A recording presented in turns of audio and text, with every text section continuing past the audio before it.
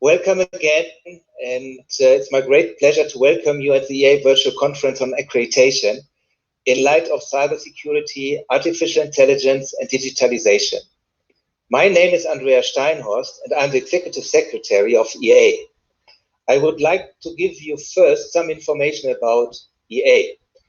EA is the European Association of National Accreditation Bodies, and EA is recognized by the European Commission due to Regulation 765 on accreditation as a European accreditation infrastructure.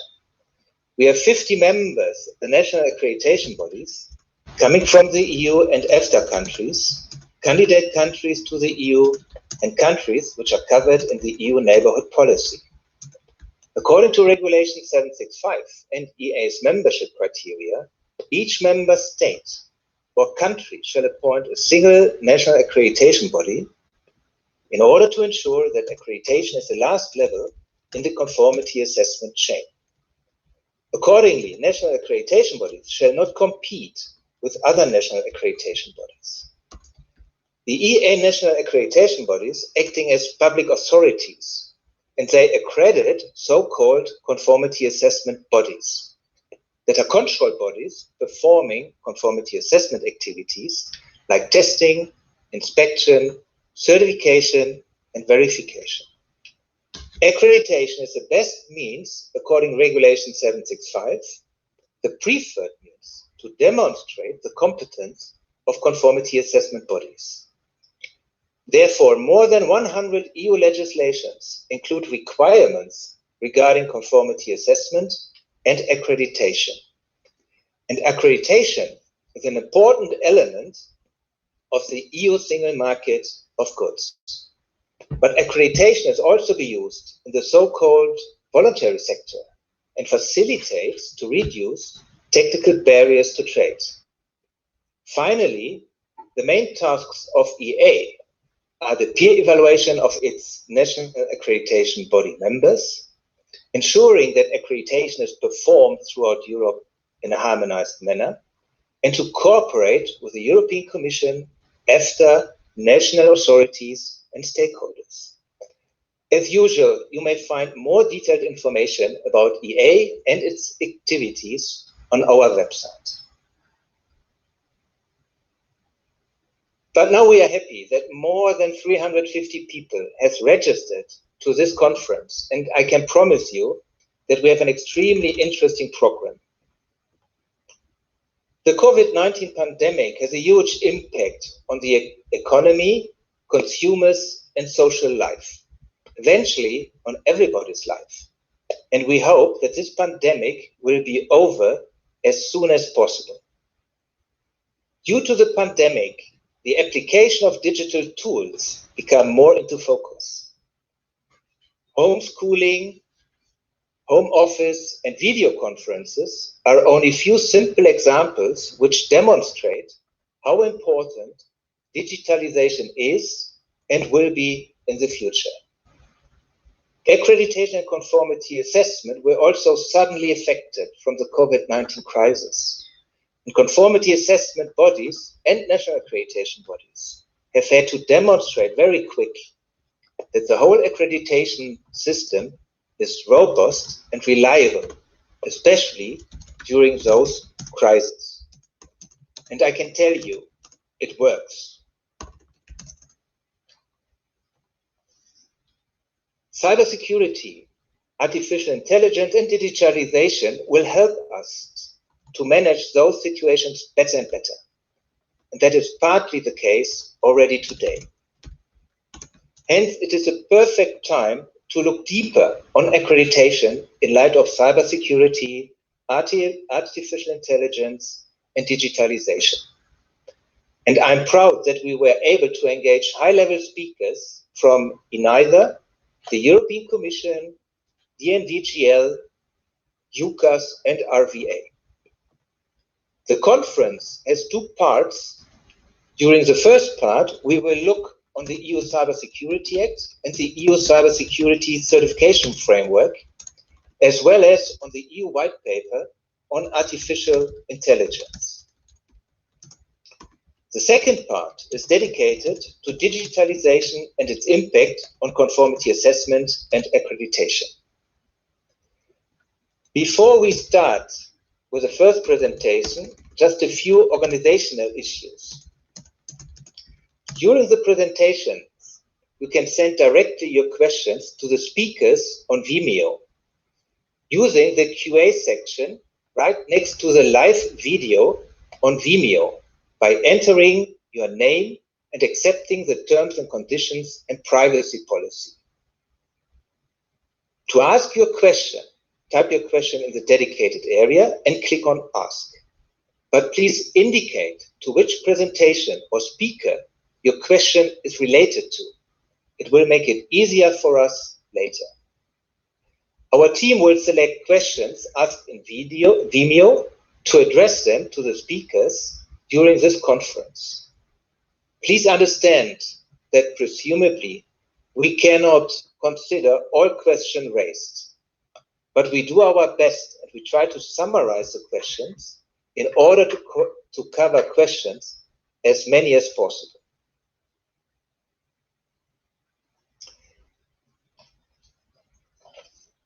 The questions will be presented to the speakers after the end of the second presentation of part 1 and 2. That means not directly after each presentation. The questions will be presented mainly by my colleague Amandine Kong, the EA Communication Manager. Thank you to Amandine in advance.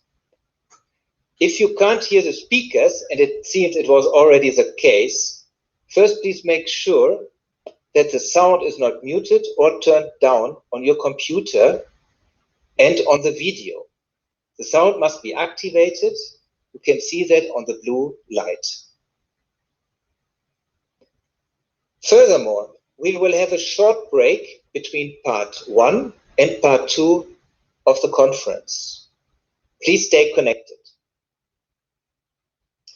I sincerely hope you will enjoy this conference. And thank you again for your participation. Now we start with the first presentation, and I'm happy to welcome Dr. Andreas Mitrakas. Andreas Mitrakas is the head of Unit Data Security and Standardization in the European Union Agency for Cybersecurity, ENISA. He supports the work of the agency on cybersecurity certification, standardization, security measures on personal data, the implementation of the regulation on electronic identification, authentication, and trust services, EIDAS, and the cooperation of the Computer Security Incident Response Team, CSIRT, and the law enforcement agencies. Andreas, welcome you. The floor is yours. Thank you very much, Andreas. It's wonderful to be in this conference, the conference of the European Accreditation. I hope that the audience can see my screen. I'm sharing already with a view to show you a range of slides to support this and animate this presentation. So, ladies and gentlemen, my name is Andreas Mitrakas, and I would like to thank the European Accreditation and you on the invitation on behalf of ENISA. The title of my presentation today is EU Cybersecurity Certification Framework and the draft candidate certification scheme on EU Common Criteria, as it is called. Effectively, the presentation will have 2 parts. I will give you a brief overview of some key aspects of the CSA, and then I will turn corners into the common criteria area as we interpret them currently in the EU. I do not need to underscore to you the importance of the European accreditation in the area of conformity assessments. The significant experience that Europe has built in the past 30 plus years since the new approach directive was conceived, and much later, of course, with the advent of Regulation 765 in 2008.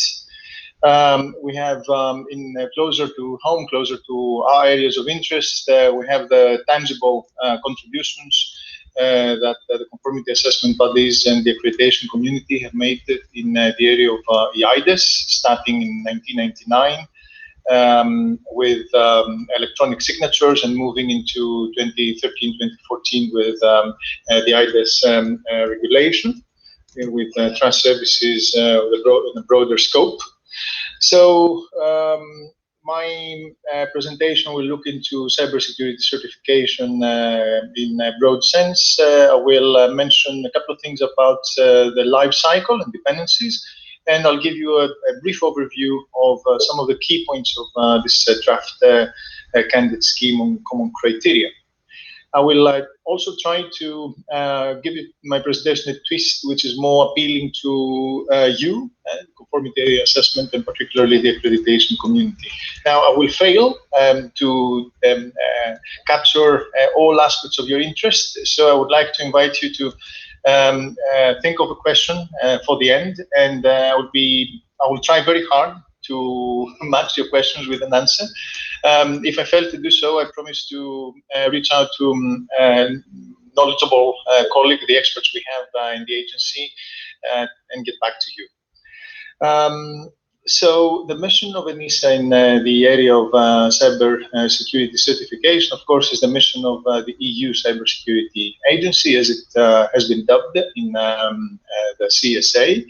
And it consists in contributing to the emerging framework for the certification of product, services, and processes, to draw up a draft candidate certification schemes in line with requests, or with the Union Rolling Work Programme that sets this framework into a planned footing, and essentially to provide a sound service to the stakeholders in a way that supports the EU efforts in this area.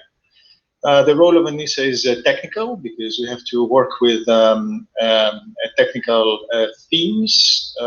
It is coordinating. We have to bring together experts at different levels, subject matter ones, but also public authorities and conformity assessment bodies. We have to support the Commission in in certain governance functions in relation to stakeholders and the member states. And of course, we have to do what ENISA has been known for doing, which is good old analyses and recommendations on different areas of interest. And that has been culminated in a role around markets and around standards. So market, standards, and certification form this triptych, this triad that the next generation planning of ENISA will see to delivering as from next year. The framework is voluntary, so no worries about those that these schemes are addressed to. Nothing will be imposed. However, here there comes a caveat from a lawyer. Mandating a scheme could happen through a different piece of legislation. So while we have the CSA setting out a voluntary instrument and certification, such instrument might become mandatory through a different piece of legislation. Example, I could think of electronic signatures. You can have common criteria in relation to smart cards, for instance, or readers and all that, HSMs. But if you wanted to issue certificates at the qualified level through these devices, the devices would have to mandatorily be tested. I think we'll come across different examples in this area. What experience does ENISA bring into this area? Of course, since 2017, when the CSA proposal was presented, ENISA moved very swiftly into this area and started analyzing firstly CAB's life cycle, then looking to different aspects of the problem mocking schemes, coming up with guidelines for secure software development and so forth. But one can look back into already 2012, 2014, 2015, when consecutive layers of recommendations for the cloud in specific were issued.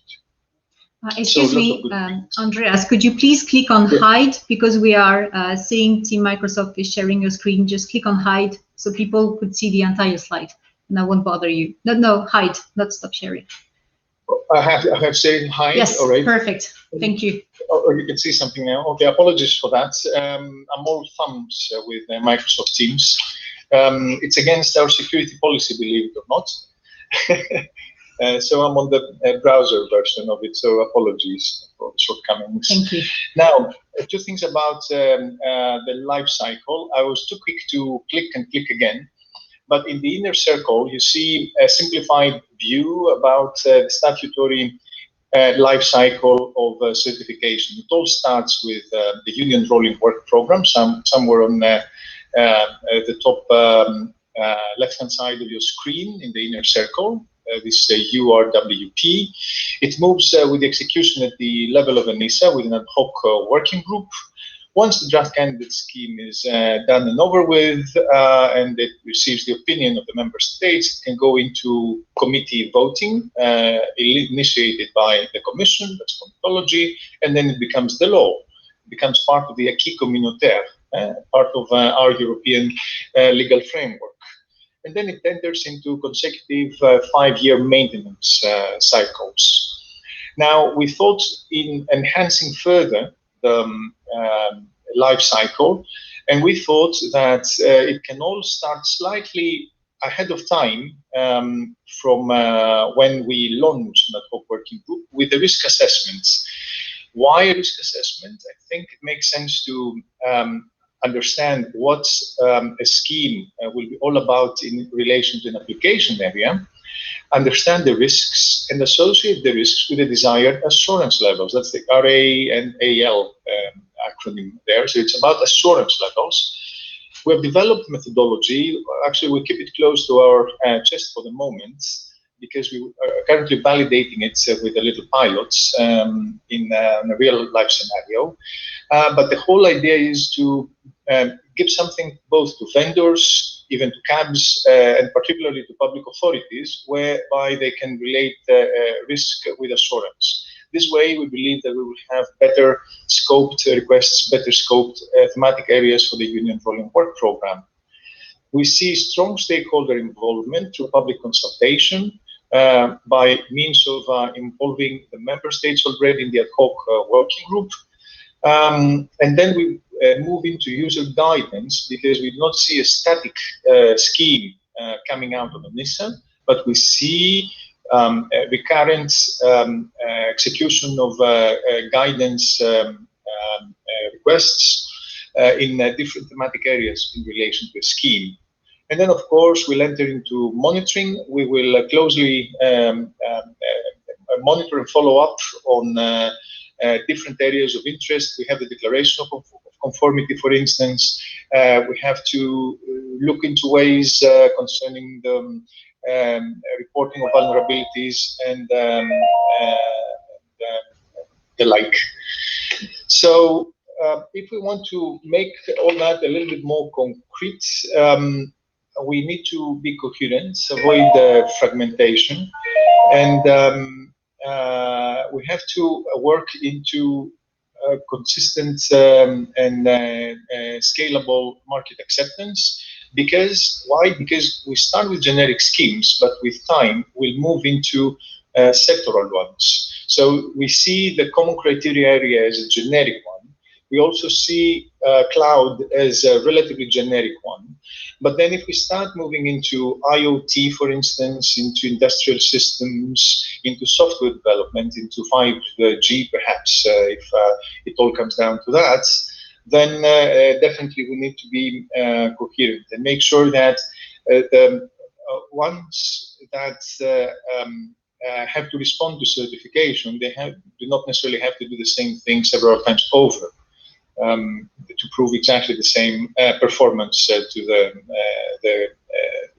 test them. Timeline, current activities, and according to the CSA, foresee that the Union Rolling Work Program is this colorful dot somewhere on the right-hand side of your screen. So the Union Rolling Work Program by end of this year will be adopted by the Commission. Then ENISA will have solid footing on its planning. Last year, July, we received the request on EU common criteria scheme. Later in November, we received the second one on cloud certification, both underway. And the cloud, for instance, will be presented in its first draft before we close this year. So probably it will be the last thing that goes out even after the Christmas cards from this agency for 2020. And hopefully we'll have the implementing act, which will be European Commission implementing regulation sometime by May this year, Q2. To be less precise and avoid slightly erring here. Now, shifting focus into the CC area, as I mentioned, the whole work has been mandated, has been authorized by means of a request of the Commission. The Commission saw that there was a good time with the advent of the CSA to migrate the SOG-IS mutual recognition agreement into the EU framework. For those of you unfamiliar with SOG-IS, it stands for Senior Officers Group Information Security. It was an intergovernmental initiative that dated back to the mid-1990s. Its roots are even in 91, 92 actually, with the Council recommendation. And essentially foresaw in very simple terms that if testing for a product that happened in the lab in one of the signatory countries, all signatories would mutually recognize it. And you could also see that the SOG-IS agreement was the European interpretation of the Common Criteria Agreement, which spans across international trade partners, including the North American countries, India, Japan, and so forth. So it's a broad scope instrument that has expanded over the years following geopolitics, geopolitical motivation. So the ad hoc working group that assists ENISA is composed by 20 appointed members, and Rob opened up also the invite to the member states, public authorities, and with the benefit of the knowledge of 12 actually participants from the member states, plus the Commission, plus ENISA experts. You can see that it's a large, cheerful crowd that contributes to this work. We are no strangers to adversity, but we always manage to deliver the goods on time and in budget. So we did in this case on 1st of July, right on time. We delivered the first cuts of the scheme. Then we entered into public consultation, and unsurprisingly, actually, we received quite a bit of positive feedback from the responders. You can see that the degree of intention to accept the scheme and to use it is quite high. We also had good feedback from the industry directly, where they see value in having a single European scheme for the entire markets, as this means that the country that has not participated in SOG-IS now would have something to relate to, so that of course makes things at the public procurement level far, far easier and far, far more predictable for Europe. We actually bring another layer, another chunk into the market that could previously be evaded and lost to international competition. So here there's a positive impact, of course. the improvements brought about by the scheme. I tend to see the half full glass here. Of course, there's diverging views, and nothing is set in stone as it is.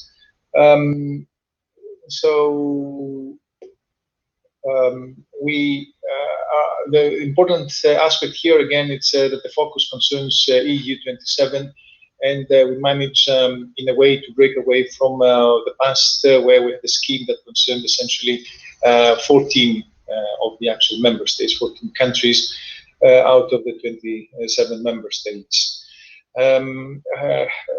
Now there might be also international aspects related to it, because as I mentioned, a common criteria agreement is also very relevant. There are aspects that elude us, and they still have to be clarified at the member state level or the Commission level. It's not exactly the role of ENISA to step into this area, so there will be some developments in this regard. Maybe I shouldn't mention it, but better be clear about it. Also, the Brexit situation might need to be addressed very specifically at some stage.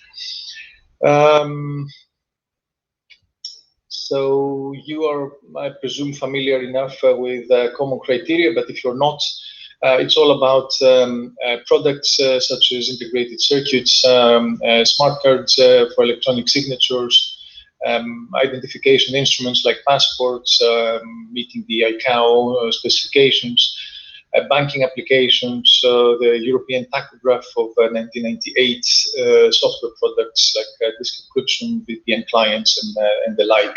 So the entire ranges of products that are affected. Now they come under the EU tutelage and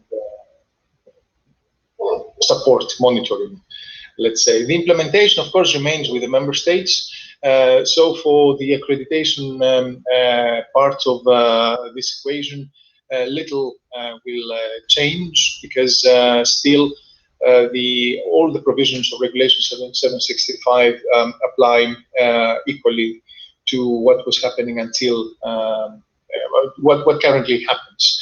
Also, there's a fair amount of adaptation time, because the scheme foresees up to 2 years after the adoption for the actual adaptation and coming into force of the scheme. So no rush, plenty of time. Each country, each member state can take its time to implement. If they cannot, of course, there's labs across the border, even if they work vendors in a country where there's no labs, and vice versa. We might just see labs in countries that did not have the experience before. There's quite a bit of interest also to provide to support, let's say, new business models.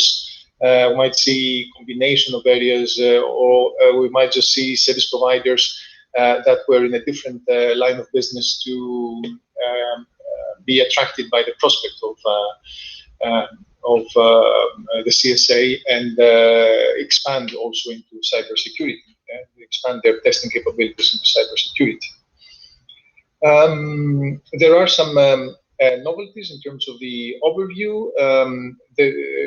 There are provisions to ensure assurance continuity of certificates, and there's also a patch management mechanism in order to bring updates into cybersecurity products in line with the provisions of the scheme. We expect that conformity assessment bodies will be accredited to perform activities at the substantial level to follow, of course, the ISO standards. So there's no real changes for the certification bodies and for the ITSEPs, as the current situation will be retained in all aspects. In addition, specific requirements apply for the authorization to operate at the level high. I know that this is a controversial or an issue of particular interest. It could also be related to the volume of the business that one commands or forecasts. There are state interests, indeed, that have to be respected here, and we have to work with the public authorities in order to see to what extent portions of this conformity assessment could be delegated to non-governmental labs where these exist. And of course, there's the opportunity with all the incoming member states, of course, that were not previously members of SOGA-IS. Importantly, we will look into harmonized interpretations of standards in a way that they apply all across the EU. Further downstream, the CSA contains a provision that requires ENISA to publish the declarations of conformity. So once a certificate is issued in the member states, it would be transmitted to ENISA, and ENISA would provide a hierarchy classification mechanism and post it on its website. We have taken great care around the website. We're looking into a dedicated part of the ENISA website, which reside on separate infrastructure, different provisions from the general informative one, in order to make sure that we have very high levels of performance and in full consideration of the industrial interest from around the world, as it will be for this type of data. So we take things seriously in a nutshell. Further on, we are looking into the maintenance, which is, as I mentioned in the beginning, maintenance is the 5-year period that follows the approval, the adoption of a scheme. During this period, we would like to monitor the performance, to extend the guidance, to collect vulnerabilities to the extent that this is agreed and accepted by public authorities, by member states, and of course to pass a view in order to help CABs effectively pass a view on whether the certificate continues, requires renewal, or the changes are needed. So that depends slightly on the performance of the target of the evaluation, of course, as it will be. In terms of ongoing activities, we can, as I mentioned, we're looking into harmonized interpretations of the applicable standard 17025 for the accreditation of IT CEFs, guidance on the vendor commitments that can be part of an application request, and also maybe we put a coefficient there in sense of importance and prioritization. We need to say a few things about reusing existing SOGA-IS certificates to ensure continuity, because in many areas this is what is required. This is what users who have invested in certification expect, and that's what can be permitted by public authorities. We look into taxonomy of ICT products. We might also look into taxonomy of vulnerabilities for ranges of products and services in a broader sense. And in general, we'll support the community to catch up with the new requirements and live up to the expectation of the CSA. And ENISA has engaged with the ad hoc working group and a range of external experts to develop some of these elements. I think the more concrete of them will be the guidance outputs that can be expected as from Q2 next year, 2021. round about the time that the regulation will be adopted. So you see that they will not leave the community down. They will not just receive the plain scheme as a legislative act, but there will be a range of elements that will support the smooth, as much as possible, transition. Transition is never easy. It is a process of its own. But we are apprehensive of the challenges, the difficult times, pandemic and all, and building values and investments to support the community catch up, and as soon as things get better, to be able to confront market and business opportunities in the EU internal market and beyond from a new standpoint. That's that pretty much. I just wanted to tip you off about probably the last public speaking event on cybersecurity for this year on the 18th of December. We look forward to hosting cybersecurity certification conference. It will be panels based, and we have a range of thematic areas. If you're interested, just Google NISA Cybersecurity Certification Conference. You'll end up in this page. You can recognize it by the little check mark there. And if still interested after you visit the page, the registration form is open. I would like to thank you at this point. I will stop sharing my screen. Something happened here. I will stop sharing my screen. It might be easier to communicate further, and if there are questions, I will be very pleased to answer. Yeah, thank you so much, Andreas, for this excellent presentation about the Cybersecurity Act and the first certification scheme. I'm pretty sure that Andreas will be happy to answer your questions later. Thanks again, Andreas. I hope that now Kilian Gross is with us. Yeah, yes, the next that's fine. The next presentation is about the EU white paper on artificial intelligence and the follow-up process. And I'm happy now to welcome Kilian Gross from the European Commission. Kilian is head of Unit A2 in DG Connect, which is responsible for technologies and systems for digitizing industry. His unit is dealing with the implementation and the development of the digitizing European industry strategy, including in particular the setting up of a network of digital innovation hubs in the EU.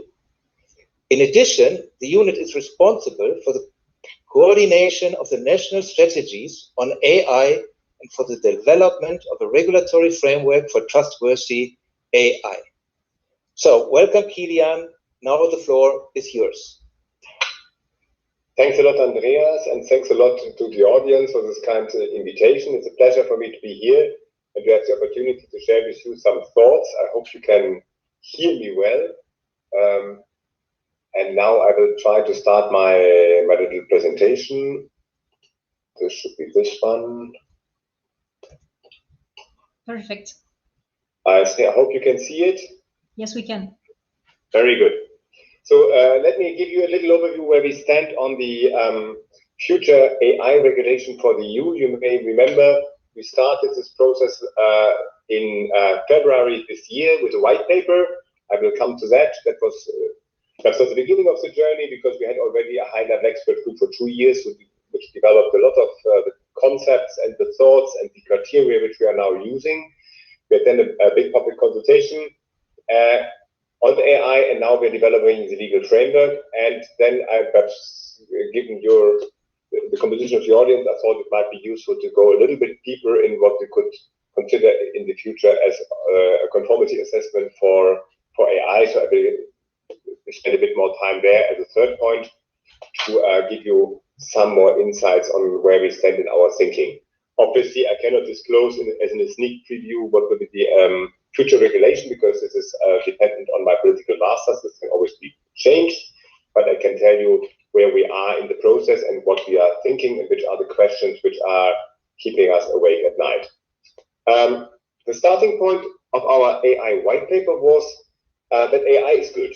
AI, and we don't want to prevent the uptake of AI or the use of AI or the development of AI in Europe. On the contrary, we want to support it because we think it can bring a lot of benefits to consumers, to business, and for the public interest. And the COVID crisis, I think, illustrated very impressively that AI indeed can be beneficial, not only for competitiveness, but as well for societal well-being. If you look at, for instance, CT scans, which can be supported by AI, or cleaning robots, which can help sanitizing or disinfecting hospital beds, as well on the basis of AI.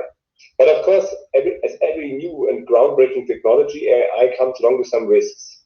And these are safety risks for consumers and for users, and as well fundamental rights risks. And these risks can slow down or prevent the uptake of AI, and therefore we want to work on this to create a trustworthy framework for this AI so that the users and the consumers can rely on AI. In the AI white paper, which was published together with the data strategy, and this I think is very telling because it shows that the focus of this commission, the first priority was really AI and data, and that has been followed up now yesterday by the Data Governance Act, which we have proposed, and we will come in the first quarter of next year with our legislation on AI. So it's two linked topics which are really priority. And in the white paper, we have these two pillars again. We have the European approach on excellence, which is basically the side on how can we support the uptake of AI and the development of AI in Europe. And the other side, the European approach to trust in AI. How can we make sure that nobody must be scared of this new technology, and the uptake of the technology is not prevented by fear or by justified or unjustified concerns. On the side of excellence, to start with, how do we want to support AI? You may know we had an action plan which we adopted in 2018, and we have an ambitious plan. We want to scale up the investment in Europe on AI to bring it to practically, basically 20 billion euros per year, public and private investment, and the Commission wants to contribute to a rough billion every year. That would bring us at the same level as the US and China, more or less, because now we're lagging behind. And in order to achieve this ambitious objective, we have a number of tools. We have the coordination with member states. We have a coordinated plan. We will revise this as well at the beginning of next year, where member states have developed their national strategies, and we try to coordinate these strategies, develop benchmarks, provide incentives in order to improve the national strategies and to create synergies. We want to support excellence and testing centers, so to have really world-class research centers for AI. We want to create networks of leading universities, because in Europe we have a lot of good universities, but they have to work together in order to come to their full force. We want to scale up the innovation hubs, which have already been developed under the Digital European Industry Strategy in 2016. They will get support from the Digital Europe program. We want to convert them into European digital innovation hubs, and we are thinking about roughly 200 hubs, which should be access points for local industry, for SMEs, in order to get knowledge, in order to see the technology, in order to exchange, to create a network, or to find finance. We will, on finance, as well upscale the part on equity funding for AI in InvestEU, so the formerly called Juncker Plan. We want to look at private-public partnerships in the so-called Adopt AI program. We will do a study next year. What can we do in order to have more use of AI in public procurement? That's the last, that's the Adopt AI, and then we will have a new public-private partnership on AI, which should as well help to boost the development of further AI, and in particular AI, which is very close to market use. That's the side on the excellence. If you now look at the other side, at the side of trust, what are the key things where we are looking at? We want here to have a risk-based approach. So we don't want to regulate all AI, but we would look like what is really high risk. And when it's high risk, we want to have proportionate and appropriate regulatory systems in place. And here for this high-risk AI system, we think about mandatory requirements which should be checked in ex-ante conformity assessment. And this could be extended for other AI systems on the basis of a voluntary labeling scheme, so that everybody could benefit from the label being trustworthy. And that should help, because it would prevent that member states take now hard or soft measures, so we have a divergence in between the different member states, and it would allow as well this development of a common market, because the Legal Act would be an internal market act. The requirements on which we will look will cover the requirements which have already been developed by our high-level group. Mainly, we will have to look at, are the training data for this high-risk AI, I have to remind that this, are they accurate, not biased, objective, really representative? Are there sufficient data and record-keeping obligations in order to make sure that if there's something goes wrong, you can retrace why a certain decision has been taken in a given way? Is there enough information provided to the user so that he knows or she that he's dealing with an AI system? And is the system sufficiently robust and accurate in order to develop a standard which is appropriate for a given use, which may be very sensitive? And is there sufficient human oversight? So because in the end, the AI should of course always be at the service of the humans and not dominating the humans. We did then, after the white paper, we did a public consultation, which ran until mid of June, and the response was rather overwhelming. So we had more than 1,215 replies. In addition, on top, we had more than 400 position papers were submitted to us. And we can say it's a really wide share of different social groups and of different people replying. You can see here public authorities, you can see academia, you can see civil society, business and industries. So you really have, I think, the whole spectrum. And you could see the same on a geographical basis. So we had replies from Europe, from the EU, of course, but we had as well replies from third countries, from China, from the US. So there was a huge interest, which goes clearly beyond the normal tech circle and has comprised, I think, the whole of society. Here you see again a little bit where the replies came from. 84% from the EU, but nevertheless, we had replies from India, China, and so on. So this is really a topic which is interesting. A lot of people, not only those who develop it or not only industry.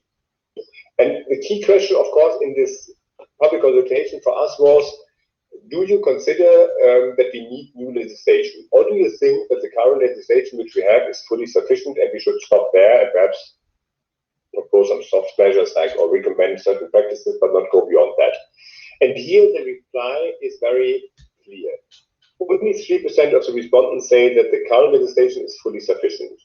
33% find that the current legislation has gaps, and the biggest group, 42%, says we need a new legislation because the risks linked to AI are not sufficiently covered by current legislation.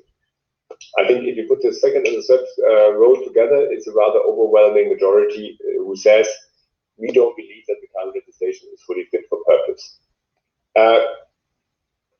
When we look what should we regulate, here is as well a very clear majority, 43% say that the compulsory requirements should be limited to high risk. Not so overwhelming, but there's clearly a lot of sympathy or support for a risk-based approach, not a comprehensive regulation, but a risk-based approach. 31% nevertheless do not agree with the limitation to high risk, so they would, I think, in the majority favor an even wider approach covering as well low risk or medium risk AI applications. When we then wanted to know what are in reality the risks of which you are afraid, of which you fear could be materialized due to AI, there's a number of risks, but the top runners are clearly the breach of fundamental rights and discrimination, which is in particular in social systems, for instance, in recruitment, in credit scoring, in applications for university admission or predictive policing, or these kind of things. There, it is, of course, pretty obvious. We then thought a bit, of course, now on this basis, we tried to develop our thinking further. We tried to develop a little bit what we should do with our future regulation on AI and how we could address these different concerns. So mainly the concern on safety, and the other concern would be fundamental rights. How could we make sure that our systems in Europe are sufficiently safe on this? And here we look a little bit in the conformity assessment, because what we think is we should really focus on existing conformity assessments, which should then be developed further for high-risk AI systems. So we should not regulate everything, as I said, but only high risk. And here we should have mandatory requirements for this under conformity assessment for these high-risk systems completed by a voluntary labeling scheme. And then, of course, now we know that there is already a lot of conformity assessments are available. So we will try to use what is already there in order not to duplicate procedures or to make things even more burdensome. Let's see my second point. There should be, as far as possible, integrated into existing conformity assessment procedures. Because we know for most of the new approach, the new legislative framework product legislation, wherever there is sectorial legislation, we could hook on the sectorial legislation and make our assessment be an integral part of the conformity assessment, which has to be taken into account in any case. And that could help to identify the high risk. So we could there link ourselves to the identification of high risk in these areas, which has already been provided by the sectorial legislation. This may be more complicated for the old approach legislation, because here indeed you need to modify the legislation. That will probably not be done in this act, but we will try to prescribe the principles which need to be followed once the sectorial legislation can be adapted. Then there's, of course, a more problematic group are those AI systems which are not yet embedded in products which are already subject to conformity assessment. So for these, we need then to develop new procedures and processes in order to make sure that the conformity is assessed in an appropriate way. Here we will try to align this as much as possible as well with existing structures in the member states, or give member states leeway to do this as they think fit. And we will make as well use of the possibility, for instance, for self-assessment. And in particular, in all areas, we will work very much with standards, because our idea is really that what we consider now to be essential requirements should, as fast as possible, be translated into technical standards for the different AI use cases, which could then make it much more straightforward and easy for the developers or providers of AI systems to develop these and to comply with the ex-ante conformity requirements by complying to these standards. There was a lot of concern in the public consultation, and that is we take very serious about, could such a regulation not be an obstacle for SMEs? Because of course for them, the additional complexity and the related cost could be a deterrent to develop AI. And we know, of course, that startups and SMEs are innovation drivers, and we don't want to leave them behind. So here we really think about what can we do to help them, to support them, for instance, with test beds or with testing accreditation facilities, how to include them and not to exclude them. And then, of course, we need the requirements, which is here on the left-hand side, which I have already described, the 5 requirements, need then, of course, to be as much as possible concretized for the different use cases, because you will always say might be different if you have a medical diagnostic tool or you have a mode of transport.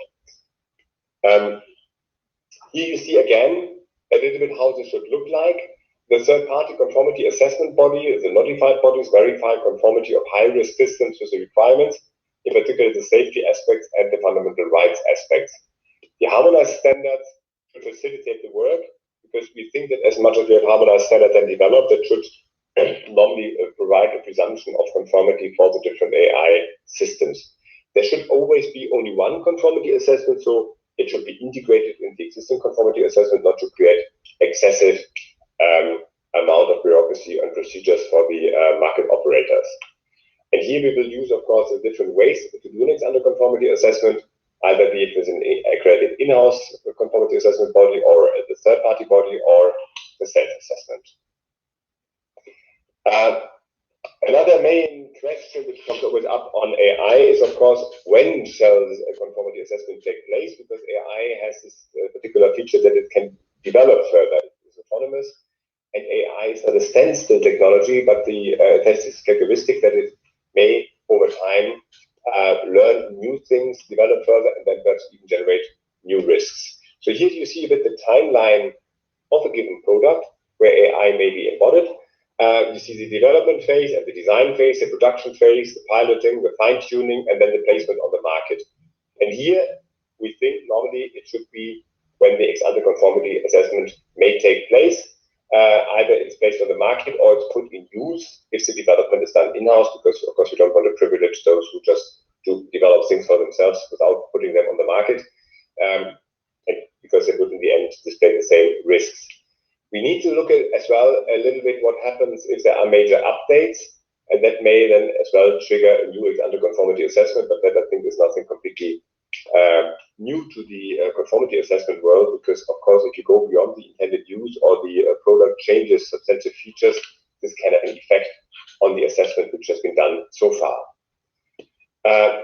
Where are we now in our process?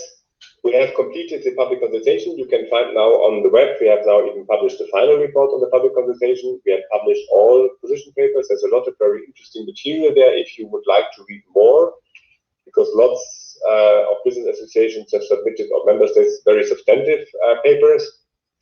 We have analyzed this very carefully. We are now reviewing the coordinated plan, because it will go together, and we will in Q1 next year come out with a revised coordinated plan and this proposal for a future regulation. We are now working on this regulatory draft. Therefore, everything I said is work in progress. It can change, because this is nothing is validated before everything is validated in the Commission by the College, of course. So we are working, sharpening our thoughts, discussing with our colleagues, speaking to stakeholders in order to get it right. You know, at the same time in the European Parliament, there was as well a lot of action. There is now a special committee on artificial intelligence, and we have the Del Blanco report, which goes in a similar direction on ethical AI, where you see as well a number of concepts. And here, for the first time, or one of the first times, I have to say, the European Parliament has not only adopted a resolution, but a clear-cut legal draft for future legislation. And then if everything goes fine and our political masters agree to our thoughts, we would publish next year, in Q1 next year, a revised coordinated plan and a draft regulation for a regulatory framework on AI, which should, as this I would like to conclude with, should really be risk-based. We think that certainly 80 to 90% of the AI is not high risk, but those systems where we really know that they are high risk, then we think we should rely on existing and tools which have proven to be very efficient. This is under conformity assessment. We should have clear rules what is high risk.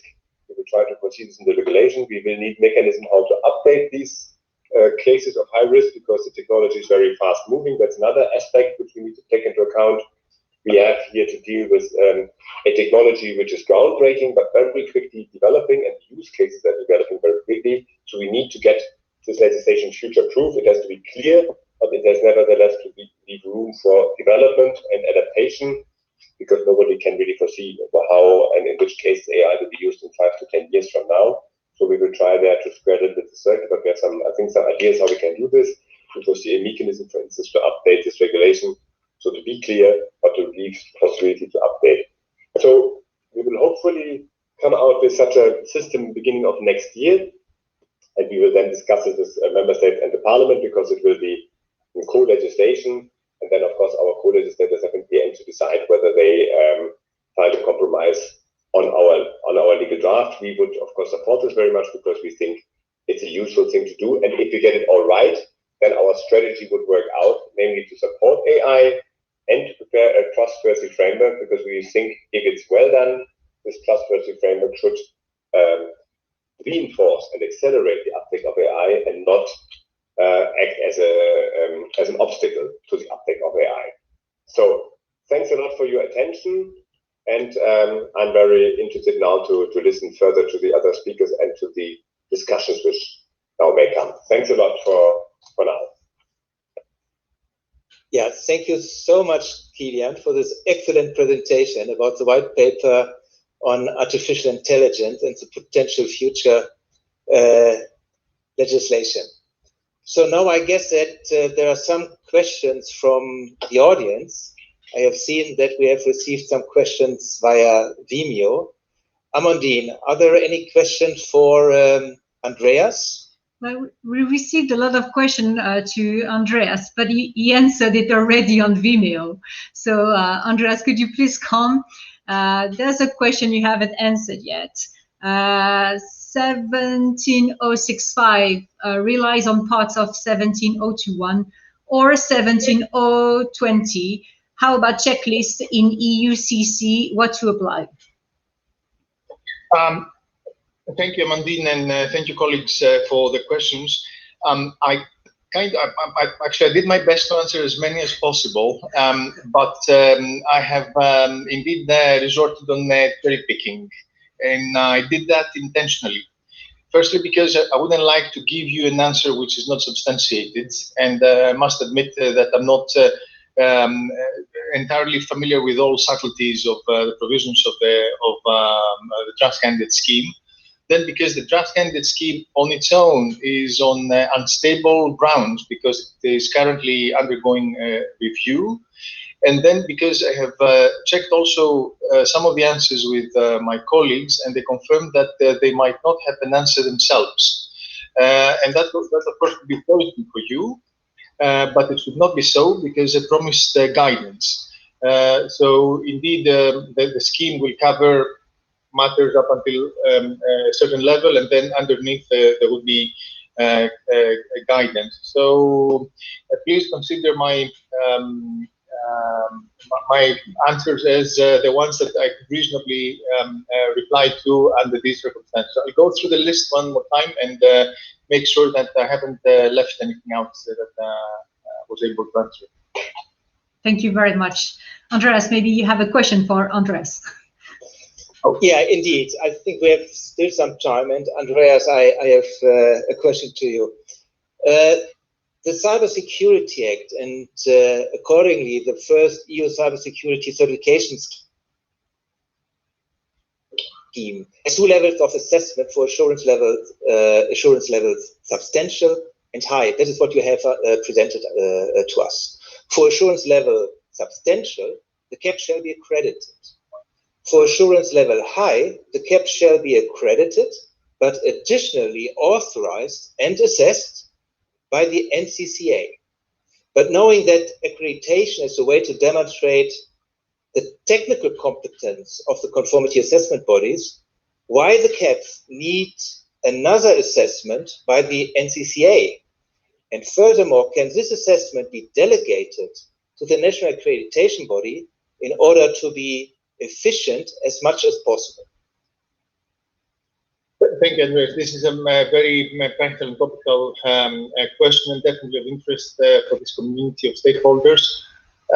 Look, I suppose we're not operating at the times of the royal courts. We do not need a royal appointment for doing business in certain areas, but we can still recognize that state interest prevails in particular areas where state considers to be the case.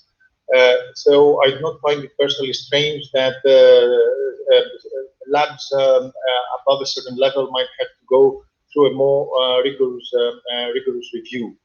Also, we have to recognize that the CSA implicitly recognizes this situation because it contains provisions for the state labs. I mean, in a perfectly flat market situation, there shouldn't be any state labs, but the countries that have had already the ability to carry out tests within state facilities, they may as well continue doing so within the scope of the CSA. The CSA does not upset this equilibrium that it found when it was adopted. So what can happen, but I cannot again give a confident, firm reply, is that portions of the testing might be delegated further. Why am I saying this?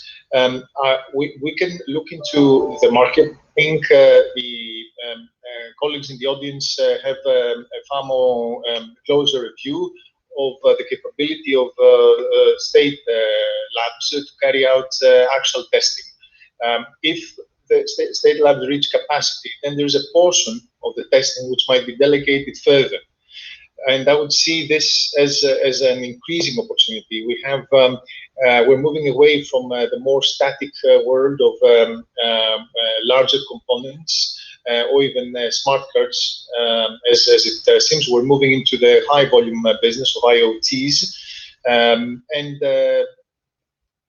the high volume, high frequency markets So I doubted that for all applications where a high level of assurance is needed, state labs would be able to correspond. So indeed, this all might seem to be a burden, but it might all happen for a good reason, because you know, when the day comes that all these activities become a bit more they become tethered rather than consolidated, it would play to the benefit of the ones that have this extra feature. Thank you, Andreas. Yes, I think, however, in future there will be a need for close cooperation anyhow between the NCCAs, international accreditation bodies, and then we will see later how it works with the first certification scheme. So thank you again, Andreas, for your response. Amandine, are there any questions, further questions, either to Andreas, but also now to Kilian in regard to artificial intelligence applications? We have a complementary question. Can we use, for Andreas for the moment, can we use similar approach as we have in case of accreditation for notification purposes?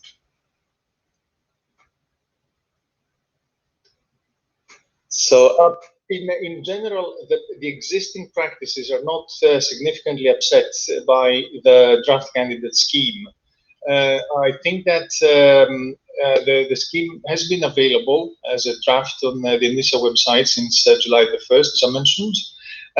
There are changes that will be implemented, but the changes are always within the scope, let's say, of what we had available under the SOGA-IS provisions.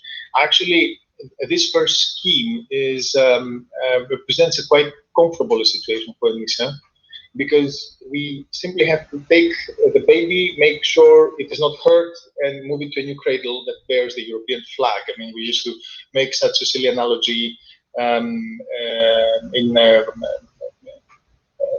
the past. The matters are a bit more complex when we talk about cloud services. There, indeed, we have to look into particular security controls that balance both the need for assurance, but also they have to be realistic enough for the service provider or whoever carries out the tests to make. I just presume, but I haven't even thought thoroughly about it, that if we move into IoT for consumers or IoT for industrial systems or other emerging areas, the challenges will be far greater. So, in brief, just to confirm, the experience that you had from SOGA-IS is not going to change significantly just because we have the EU Common Criteria scheme. Yeah, thank you, Andreas. So there might be some similarities, but also some differences in regard to, if we compare that with the existing approach with notified bodies. But that gives us a good link to Kilian. Kilian, you have also noted that hopefully that you will not reinvent the wheel, and that if we're talking about conformity assessment in regard to AI applications, that you will take a look to the new legislative framework, the system we have already in place for the product legislations. So you have, I guess you have already answered my question, what I have here on my sheet, but perhaps you can confirm that. AI applications will cover safety and environmental issues, but also fundamental rights. So fundamental rights is one of the key issues, of course, if we're talking about AI applications. So now my question is, I guess that conformity assessment and conformity assessment bodies shall cover both aspects. So that means they have to be capable, competent to cover the safety aspects, but also the fundamental rights aspects. Or could you see that could be separated? What are there any discussions already about that? Can you unmute your mic, please? Thanks, Andreas, for this very pertinent question that is, I think, very relevant. First, I would really like to underline what you have said. We do not plan to reinvent the wheel, so we will make as much use of the existing system as we can, because we think it functions very well, and that would and it would allow us to introduce necessary requirements with the smallest possible disruption and additional burden. So that is, we could as well clearly see in the impact assessment. So our intention is to use, as far as it is possible, existing structures and not to create new structures. And I think the certified bodies are certainly, the ideal place for this. Our requirements should look at both type of risks, at the fundamental rights and the safety. That is, there should be one conformity assessment for both aspects. That is correct. We were thinking, when we started the discussion, we were really thinking, can we separate this? Say, for instance, for product, it's only safety, and for AI, embedded, non-embedded, just software system, is only fundamental rights. And are these completely different? And the more we discuss it, the more we see, of course, there might be the granularity of the center of gravity might change a bit. For products, there might be the focus might be more on the safety, and for AI systems which are used in social contexts, it might be more fundamental rights. But it's very difficult to say it's black or white, because if you can have as well an AI system which is not embedded, which is very relevant for safety, which runs, for instance, runs a utility, or a nuclear power plant, or an advanced traffic management system, is very relevant for safety. On the other hand, as well, an AI embedded in a product can have a fundamental rights aspect if this support robot or the caretaking robot, for instance, discriminates in things he does. So it's not a black and white. So both aspects come together, and it's not really feasible or useful to say, for certain type of AI, we only check this, and this should be done by A, and the other type of AI, we only check the other part, and it should be done by somebody else. So the assessment should comprise both elements, even if perhaps the focus might be then a bit, might sometimes then change a little bit, but it will be comprehensive and look at all. In particular as well, certain requirements like accuracy play a key role in both parts, because the accuracy of a system, if you have like a recruitment system or you have a biometric identification system, if you have there an error rate of 1% and you check 100,000 people, you can imagine how many errors you produce. This is there, the accuracy is as well important as in the safety related environment or safety related AI. We will agree on the practical side of things. It might then, of course, be a bit more complex if you have a non-embedded AI, because there are less established structures. So we need to find structures who can then look at these software systems. And then we would try to look with member states. The member states have in the end the choice to designate, but to use as much as possible existing structures which could be able to do that. But that's the only difference I can see. There will be more room to develop things a bit further, because you cannot just entirely rely on the structure as it exists. Thanks a lot, Kilian, for this very comprehensive response. And I can tell you that we are looking forward to discuss this issue further. I think that we can contribute to this, and especially, of course, also the conformity assessment bodies community. So thanks a lot. Thanks again to both of you, to Andreas and Kilian. Wait, Andreas, excuse me, I have a question from the audience for Kilian, if that's okay. A few questions. Please. So regarding AI, who decide on the risk level? And could you please give examples of high risk and low risk? Well, another very good question. We will try, the question, of course, what is high risk is then, of course, crucial, because if the regulation should in reality kick in for high risk, then, of course, it's the litmus test of the regulations, what is high risk? And our idea is to develop a methodology which should be rather clear in the regulation, what should be high risk, and then to provide basically a list where we try to identify what is high risk, and this kind of element could then be adapted over time due to further development. So we will try to be as clear as possible, but the starting point should be a methodology where we will basically look at which are the most important rights which could be infringed by or violated by AI, like life, liberty, functioning of democracy, privacy, and then how real is it that there could be a real harm? How realistic is this? How likely, how probable is this? And what would the harm be? Is it reversible, unreversible? How can it be avoided? And that together would bring us to a matrix which would allow us to identify the risk cases. It's now, of course, very difficult to say what will be on this initial list. I think you could have some inspiration if you look at the white paper. There we identified, for instance, we gave examples on an indicative basis. It doesn't mean that they will be there at the end, but we gave biometric identification and we gave recruitment as a second example. Okay. Can I have one last question, or shall we stop now? One last question, please. Okay, so is it forecasted that ISO IEC 17065 conformity assessment bodies could rely only on 17025 accredited tests? Oh, sorry, that was for Andreas. Excuse me, wrong question. What will be the intent of the conformity assessment? Sorry, this is a question for you, Kilian. What would be the intent of conformity assessment? Sorry, for me, it's the question, what is the essence of the conformity assessment? I didn't really, I guess it acoustically completely. Okay, what will be the intent of the conformity assessment? The intensity, or how? Intent. Intent. Yeah.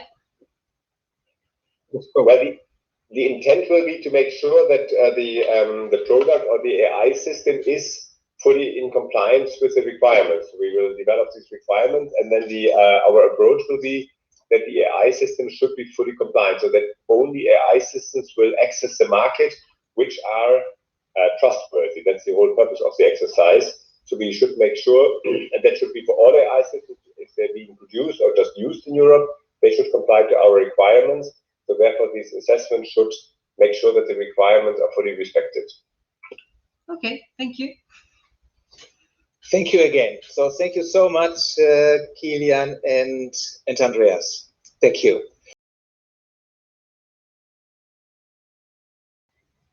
Thanks for coming back to the second part. Of the conference, which is focused on digitalization and its impact on conformity assessment and accreditation.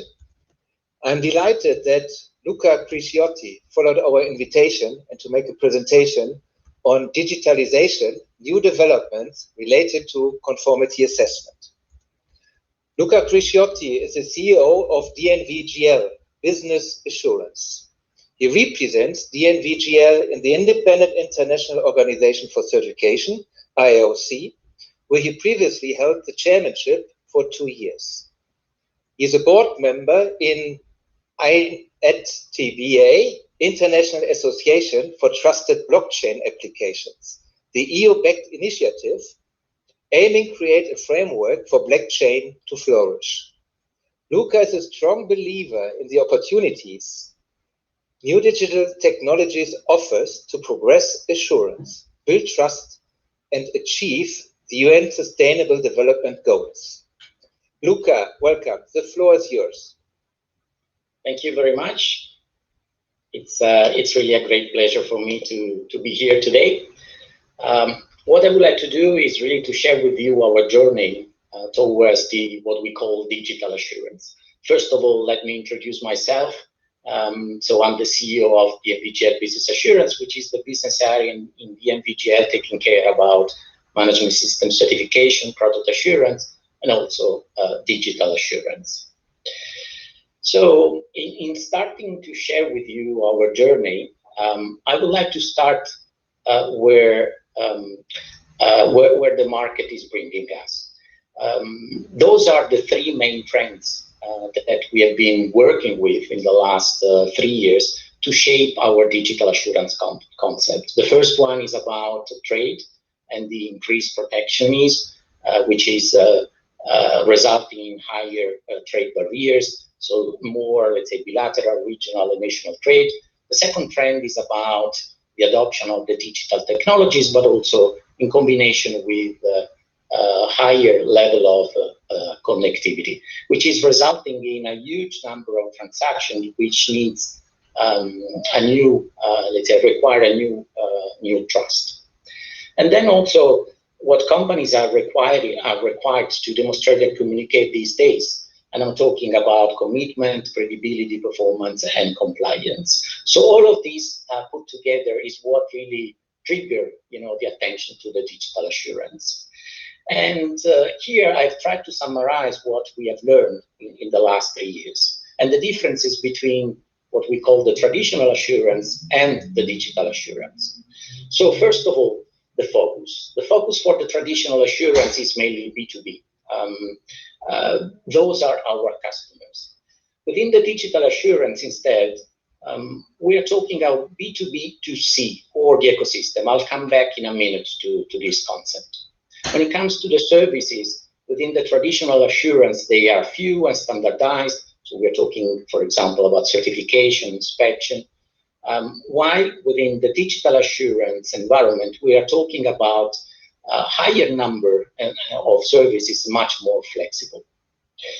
On the object of assurance, in the traditional one, we talk about products, assets, processes as the main ones, while in the digital assurance, we talk about anything that generates verifiable data and or that has a digital identity.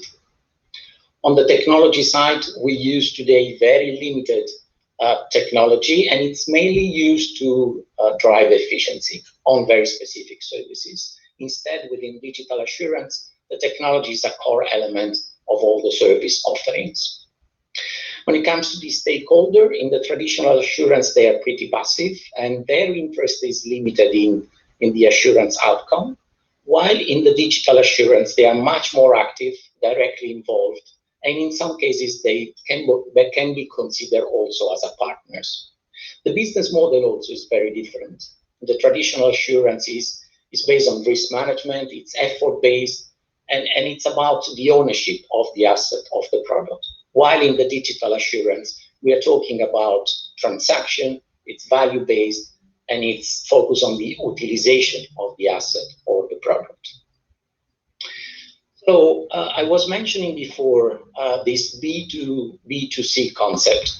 I've tried to summarize, with this slide, what we do today. It's a very linear process. We do provide certification, inspection, assessment on product, asset, process to a customer, and then the customer is sharing the result, the output of these activities with their stakeholders or consumer. So this is what we do today, and it's the current business model.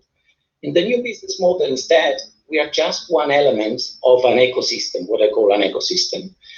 And as you can see, there are different players coming in, and also consumers and stakeholders are taking much active roles. And I'm going to give you, in a minute, 5 or 6 examples where you can really touch with your hands what I'm saying. Another thing that it's important to realize is the following. At the very beginning, we thought that digital transformation was just an evolution of, let's say, all the digital things that we were already doing, such as, for example, improving the tools, the traditional tools, the software tools that we were using. At a certain point in time, we realized that we are talking about 2 completely different things. Not that one is more important than another one. Both of them are extremely important, but they are really different. Digital evolution is something that you are using to mainly improve efficiency in what you are already doing. The digital transformation instead is bringing a completely different perspective. And when you then match basically these 2 streams, then you have your new business model. Another important thing is about the culture. Traditionally, a company like us have been doing everything in-house, meaning qualifying our auditors, writing our procedures, looking at the way we are doing technical reviews, of course, following international standard accreditation rules, but everything is made in-house. Instead, with the digital assurance concept, it's a completely new environment where you have to accept that someone else is doing a piece of the job.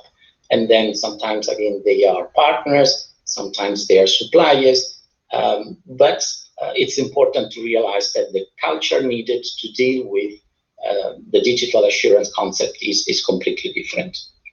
Now, let me dig into very concrete examples. And here I'm sharing with you the very first thing that we did now a couple of years ago on the digital assurance side. You are very familiar with certificates. This is really, the main output of what we are doing on a daily basis. The first thing we did was to, in a way, protect what is our main intangible asset. I mean, the certificate is an intangible asset. And in order to protect the output of what we were doing, you see this little QR code on every single certificate we are issuing today, which is not really a traditional QR code. So this QR code is not bringing you just to a website, but is bringing you to a blockchain where you can verify real time if the content of this certificate is correct and valid. So this is probably these days the most secure way to make sure that a certificate is valid. But in reality, this was not really the main reason why we did it. I call it a kind of side effect, an important side effect. But the main reason why we did it was really to give a digital identity to all of our customers. And that's something that it's extremely important to understand. If you want to create an ecosystem, if you want all the digital technologies to interact in a digital environment, everything has to be digital. So you cannot input, let's say, something analog into a digital world. So this was our way to digitalize the identity of all of our customers. Let me move to another example. This is a new service which is called My Story. And this is built on an increased need of consumer trust. This is a tool that is promoting really transparency and also authenticity. Through the scanning of a QR code on any product, you see here a bottle of wine, but we have today example with cheese producers, tomato producers, aluminium producers, clothes producers, shoes producers, and many, many more. So I was saying, scanning a QR code on a product allow consumer to get access to a number of information that today are really hidden. And this goes into the direction of the transparency. What you see here also is a very peculiar QR code. So QR code is the cheapest, let's say, tagging solution. But this one is probably the safest available in the market at the moment. It's made by 3 different layers, and one layer is really inaccessible to the human eye, can be detected just through a camera on a smartphone. Let me give you a little bit more information about My Story, showing you this video. There is a shift of trust from brands to products. Consumers want to know what is inside every item, which is why Italian winemakers are turning to My Story. Seconds after scanning a QR code, the characteristics of the bottle are revealed. Discover the wine's story from bottle to vineyard with detailed information such as where it was bottled to how the grapes were picked and farmed. Explore the district of the vineyard, including its location, altitude, size, and soil type. The winery's proud history is also shared. Go to Facts and Suggestions to find essential information, including certifications, sustainable footprint, and how it is best consumed. DNVGL auditors still visit the vineyards to verify processes and data. Sensors and digital tools make data collection more efficient and reliable. It builds confidence by communicating with consumers through a single product. Everything is timestamped and stored in the blockchain and cannot be altered.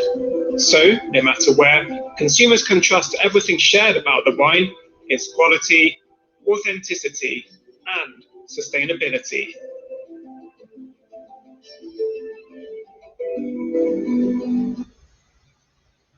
You understand that we're talking about a completely new way of providing assurance to the market.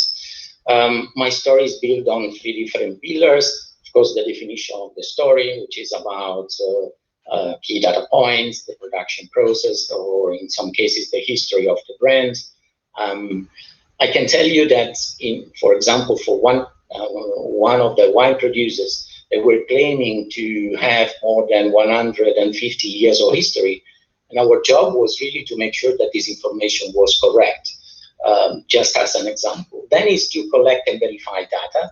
And here also it's very important to make sure that these companies are digitalizing the process they have. A lot of this information are coming from sensors. Some of these companies have selected their own partners to place sensors in the farm and to collect key information about different processes. And all these informations are verified by us. And then the way that data are shared and published through this very simple web application. We are talking about potentially sharing information about origin and traceability, the product transparency, the CO2 footprint, for example, ethical or social aspect of the workforce, or the effort in recycling plastic, or the authenticity. So you understand that also from our point of view, the skills, the background, the know-how needed is in a way different compared to what we were used to until yesterday.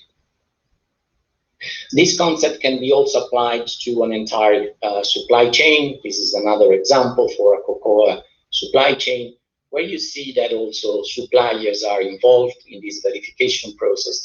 The beauty of this process is that we are moving from a static picture of, let's say, a situation, which is represented by the certificate. If you think that through a certificate, we are giving trust and confidence for the future based on an activity that happened in the past. Here we are talking about something that is instead live, that can potentially change on a daily basis, in case, of course, the company is giving access to all the data that they are collecting through their sensors. So this is also giving more confidence to consumers, because they can check real time what are the performances regarding sustainability KPIs, for example, of that specific supplier or the company itself. The second example I would like to give you is about something a little bit more ambitious, and this is regarding the sustainable development goals. So when the SDGs were issued, we were of course 100% supporting this, and we had even contributed to shape the SDGs together with the United Nations. But after a while, we were thinking, how can we accelerate this process of, doing something very concrete to achieve these ambition goals? And one of the key things that we thought was, how can, since the goals are directed to businesses, how can then involve also citizens and consumers in accelerating this process? Those are some of the examples of real cases we have been working on, or we are working on. The first one is about car producers. We are talking about BYD. BYD is one of the largest electric cars manufacturing in the world. And some time ago, they were thinking, how can we involve our customers to make sure that they are doing really, their best to lower the consumption, the fuel consumptions. Fuel in this case, of course, is electricity. but not all the electricity is coming from renewable sources, for example. Or how can we, let's say, involve our customers in minimizing the consumptions of electricity while they're driving the cars? And the idea here is the following. When you take the car, your own car, you touch the screen, you input your ID and password, and then you start to drive the car. Then while you're driving the car, of course, you may push a lot the throttle, or you may be very gentle with it. And this is resulting in, of course, more electricity consumption or less electricity consumption.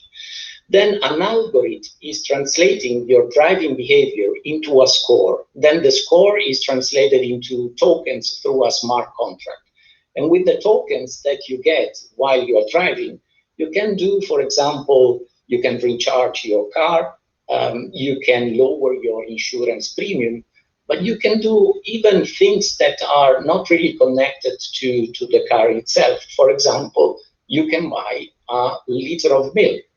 Because the idea here is that not only the car manufacturing is in a way trying to incentivize their consumers to have certain behaviors, but also other goods producers that are using, for example, only 100% renewable energy can be part of this ecosystem. So the consumers then are shared among these two companies. And then while you are buying a liter of milk that is produced by a company which is using 100% renewable energy, you are rewarded, you get some tokens, and then you can recharge your car, and vice versa.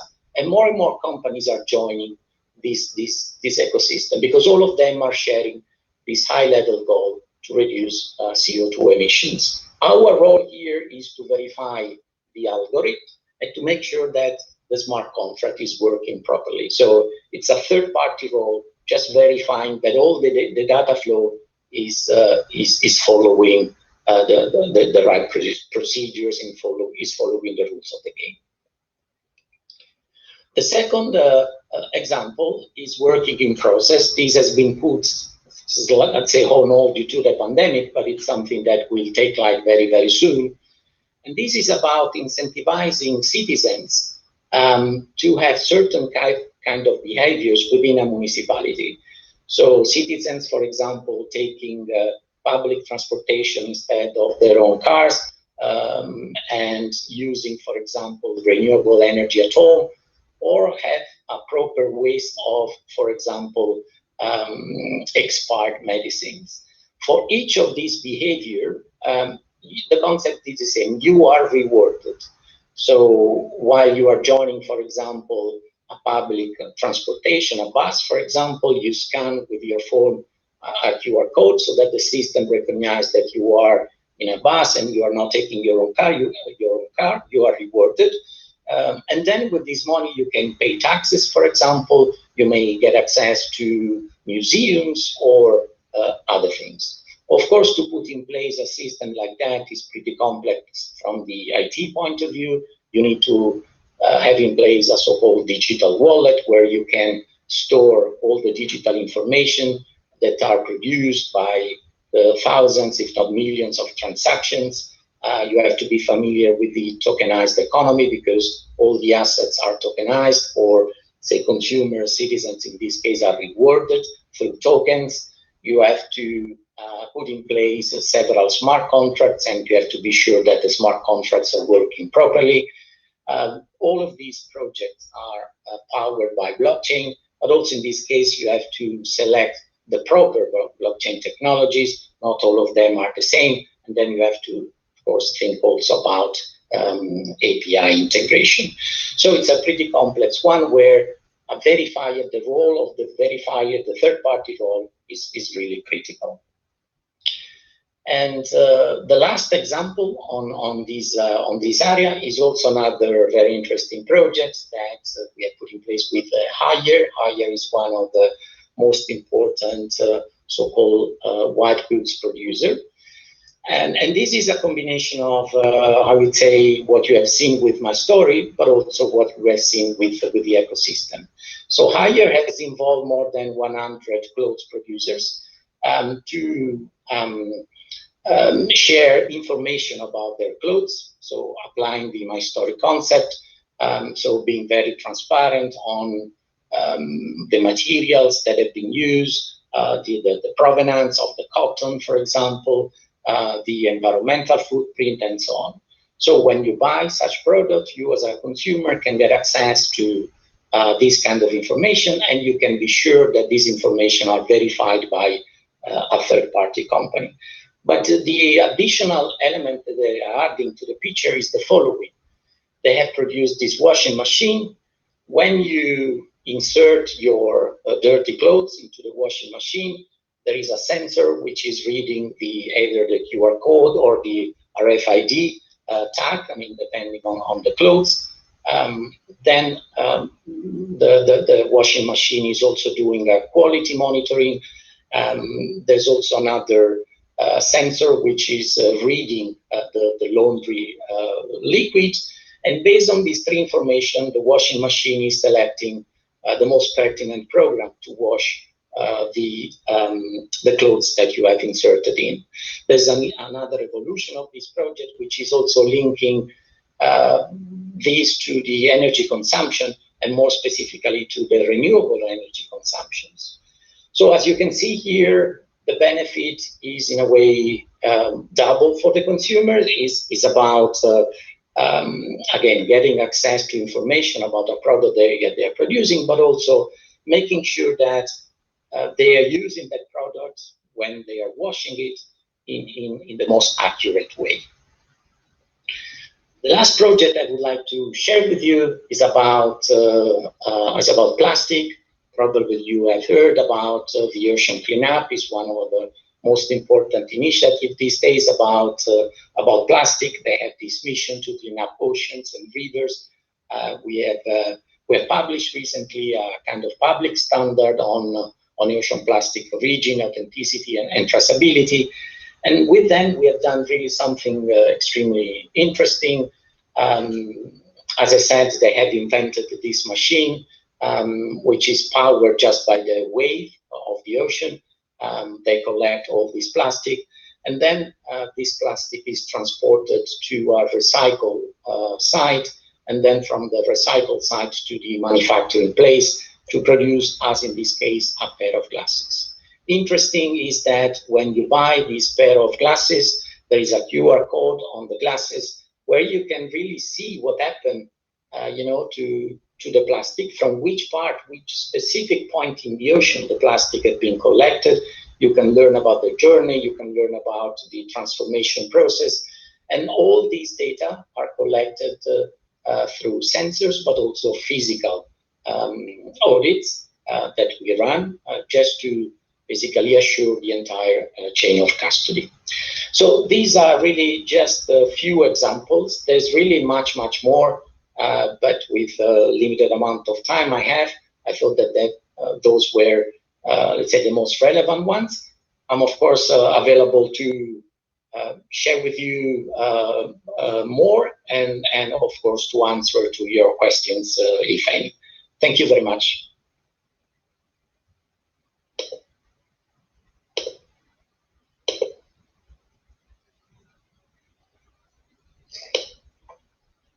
Thank you so much, Luca, for this excellent presentation about digitalization and conformity assessment. I'm pretty sure that Luca will answer later some of your questions.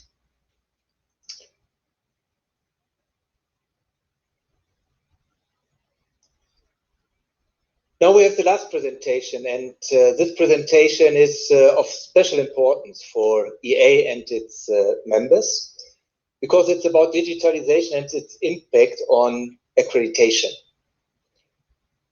Jeff Ruddle makes this presentation. Jeff is the Strategic Development Director of UCAS, the national accreditation body of the UK. He has spent his entire career working in conformity assessment and accreditation. Now, in his current role at UCAS, Jeff is responsible for ensuring that UCAS is prepared for the changes coming to the conformity assessment sector as a result of the fourth industrial revolution. The presentation is a joint presentation of UCAS and RVA, the Dutch national accreditation body. Therefore, Matt Gentley, the CEO of UCAS, will introduce this topic, and Roland Nieuwbeur, the CEO of RVA, and I can tell you, the new elected EA executive board member, will complement it. Matt, welcome. Please, the floor is yours. Thank you, Andreas.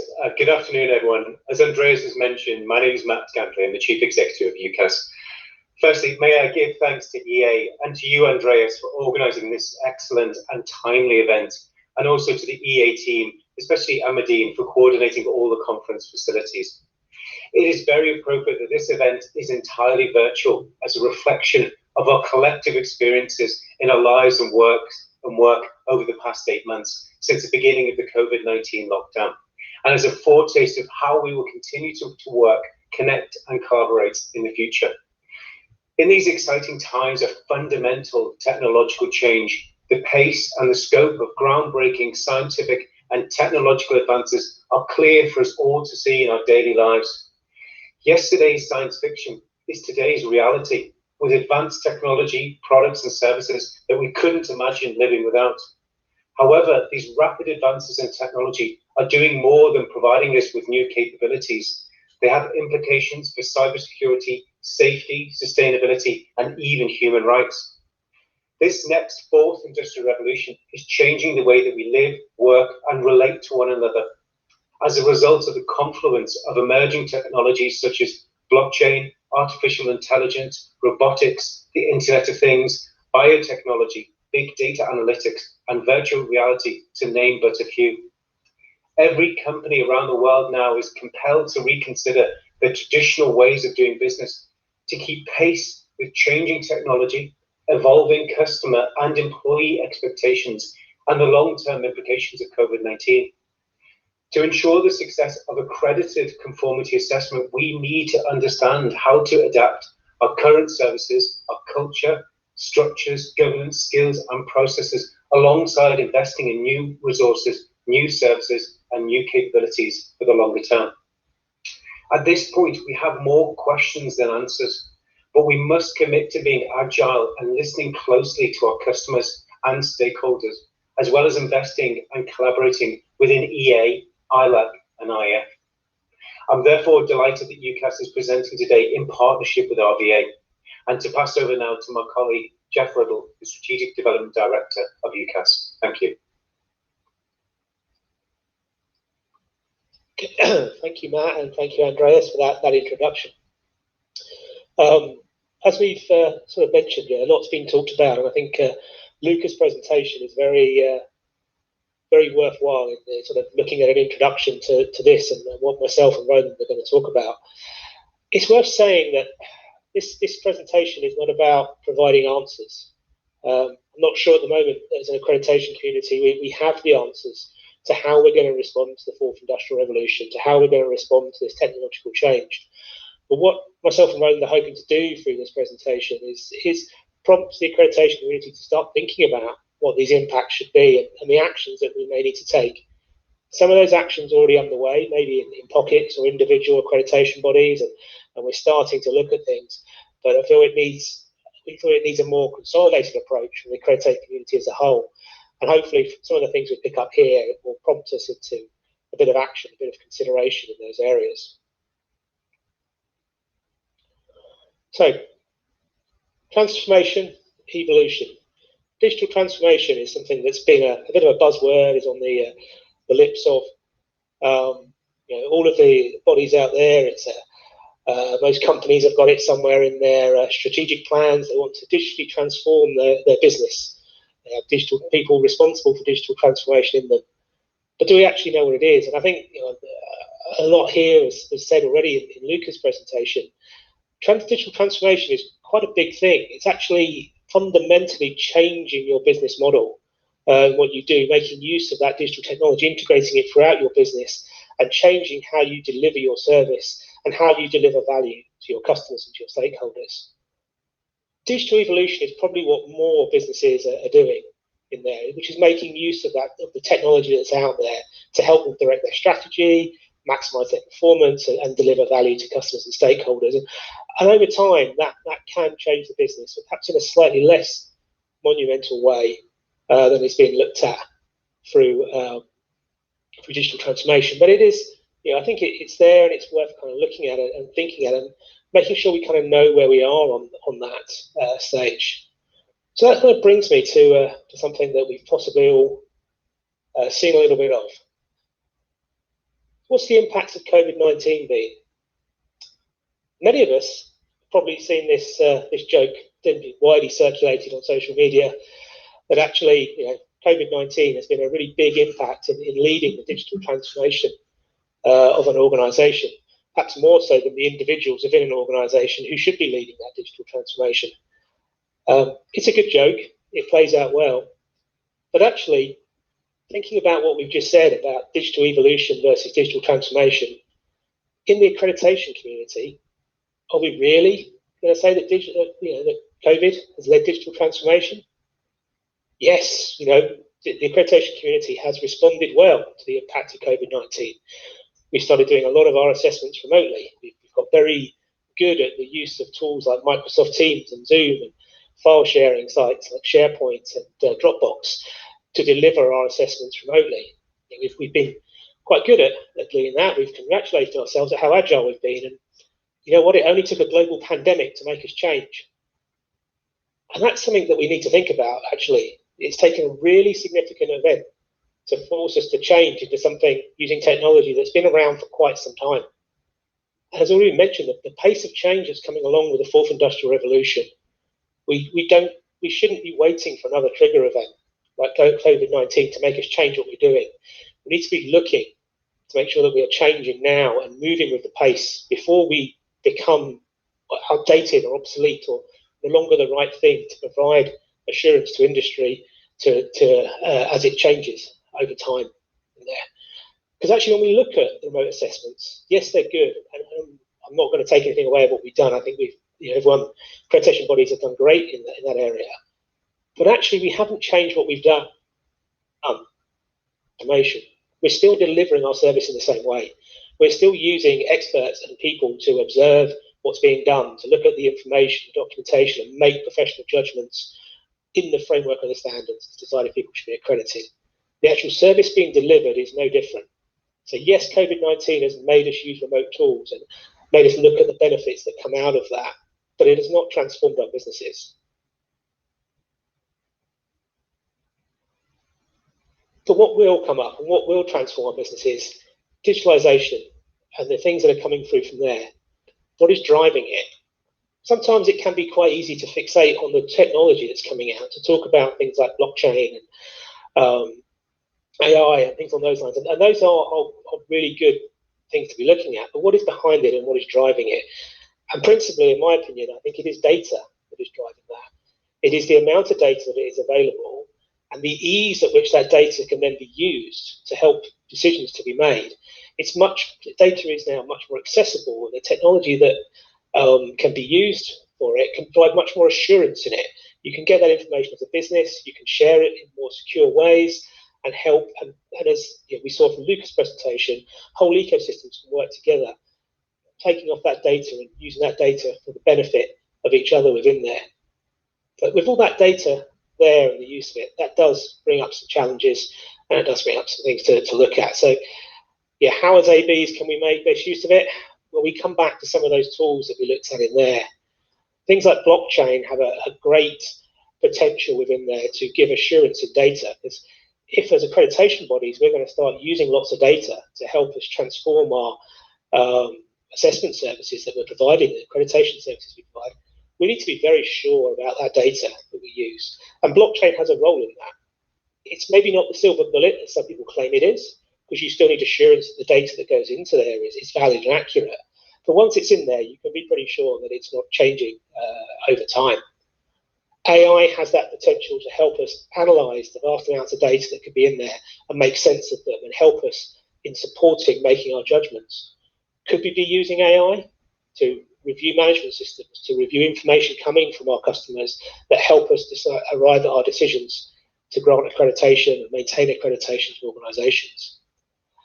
And the Internet of Things, as our customers start using more systems that are connected up through the internet, that makes it more possible for the data coming from the way they perform their activities to be something that accreditation bodies can access, can use, and use as part of their assessment process, possibly changing our assessments from being a point in time to more of a continual review of what is going on in an organisation, rather than just looking at them as maybe an annual or a biannual event. But that brings with it some other concerns. Data security. If we're going to start making a lot more use of this data, it puts accreditation bodies at a point where we're potentially accessing and maybe storing data from lots of organisations, data that could be definitely commercially confidential, but as we start to move into realms of supporting governments and public authority areas, such as police forces, data that has another dimension to it beyond just commercial confidentiality. And that really challenges us as accreditation bodies to look at our data security requirements in there and how we're going to assure our customers and our stakeholders that the data that we use and we store is secure as it can be. Bringing it round a bit, and I think we definitely saw this from Luca's presentation. Obviously, this technology is not just for accreditation bodies. It's there within the sectors. It's there within the conformity assessment bodies. And many conformity assessment bodies are already using aspects of this technology to provide their services in there. And along with the three things I've already mentioned, I would also pick out here 3D printing as well. I think the potential for products to be provided in a different way presents potentially some quite significant challenges to traditional areas such as product certification. Changing the item that is being certified away from a physical product more to something that it can then be used and produced in a consumer's home. But these changes are already in place, and that means that we need to be competent to assess them. And that brings some real challenges through for us, that we need to think about how we make sure when our customers are using AI and blockchain and other activities that we are competent as accreditation bodies to assess their competence do that work. So these are great bits, and hopefully you can kind of see that there are some real risks and challenges coming through from there. What I'd like to do in my last couple of slides is just touch upon them a little bit, and then my colleague Rowan will come in to perhaps investigate those a little bit more and perhaps challenge some of our traditional thoughts that we have within the accreditation community. So first, looking at the risks and challenges that come in. Virtual businesses are something that's coming in. UCAS has seen a few of them. We know more of them are coming through, where it really perhaps challenges our traditional view of what an organisation is, that it has a headquarters, that it's physically located somewhere, that it has an organisation structure which fits with the standards that we use. That model is being challenged and will be challenged more as we progress through the fourth industrial revolution. The change in speed, going back to the point I made earlier, it's taken a global pandemic for accreditation bodies to adopt technology that has been around for years to conduct remote assessments in there. We can't afford to have another event like that needed to make us change to be able to adopt the technologies that are coming out from the fourth industrial revolution and be ready to assess them in there. Employee skills. We need to make sure that our assessors have got the right skills to be able to assess these areas, and that the people we employ to run our operations are capable of using those systems as well. Yeah. I've already mentioned data security, but the last thing for me to touch upon in a risk and challenge is that of information overload. As accreditation bodies, we're naturally quite greedy, quite hungry for information. We like to get as much objective evidence as we can do to make our judgments on. But as that amount of data and information starts to grow and starts to go beyond manageable levels, how do we ensure that we're making the use of the right data to make our decisions on through the vast amount of information that will be available to us to look at and to use? It's not all just risks and challenges. There are opportunities that come through this as well. Opportunities about how we can use this information, about how we can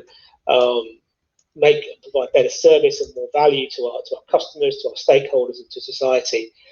We can use these systems to support our decision making, help us arriving at decisions about how to grant and maintain and renew accreditation. We can start performing continuous assessment on organisations, potentially giving even more confidence into sectors that organisations aren't just performing at that level when we come and see them, but they're maintaining that throughout time. We can use the data that comes out of our own assessment activities to improve our own assessments. Our bespoke way of delivering our assessments to our customers. And potentially we could be using AI to augment some of the traditional practices that are carried out by our assessment teams in there to give us ability to analyse those vast amounts of information in there. At this point, I will hand over to my colleague Roland, who'll be taking on the next part of the presentation. Thank you very much, Jeff. First of all, apologies to Andreas for my ancestors, how they have chosen my family name. Secondly, the presentation of Luca, and especially the video about the origin of the wine grapes in the bottle, reminded me to the early days, the former days of conferences, when we ended our conferences with a good glass of wine. I hope they will come back. Good afternoon, dear participants. In addition to the introduction of Jeff, we have made several theses for discussion. Just first of all, I like to address two personal pet topics, information overload and security, and allow me to make it more personal. This presentation, making the presentation, reminded me to my early days in my career as a police lieutenant in The Hague and Haarlem. Once I was involved in criminal investigation, and once we investigated the murder on a Hells Angel member and 3 of his comrades in a certain private house. And at the end of the investigation, we handed over several hand trucks of files to the criminal prosecutor, because the team investigated all possibilities. And really, the prosecutor was nearly buried under the information overload. In a later phase of my career, I was working in the Dutch Inspectorate for Human Environment and Transport. And we're working with a lot of inspectors. And being aware of information security, we introduced clean desk policy. Probably you remember it also from your own organization. And not being aware of piling up all the files, stacking up all the information data in the computers, we had our focus on clean desk policy. And later on we discovered all those files. And we made calculations, by the way, and we calculated that filing up all those data in our servers costed annually over 100,000 euro. So what I am addressing is moving on, facing up challenges. We always will meet pitfalls, and let the new pitfalls not obstruct us moving forward. We have to start. We have to start sometimes with trial and error. And it starts with good people and some leadership and the creation of new ideas in co-creation. So that's my personal aspect of this presentation. What we like to share with you is some theses. And first of all, we have a question whether we are prepared or not in regard to to the fourth industrial revolution. As you know, in the fourth industrial revolution, the borders between the physical, the digital, and the biological environment are fading away. And what are we doing in relation to this fourth industrial revolution? Are we too conservative? Are we still present, working in our way, or are moving forward? Next, please, Jeff. The other piece is how we create trust in future. Luca also addressed it. And can we rely on our current way of working? The other piece we want to give you, the next one, is how we develop our knowledge about what is happening in the surroundings of us, around us. Do we need to have all the knowledge on board, or are we willing to create new communities of knowledge or not? Are we aware of it, of the possibilities?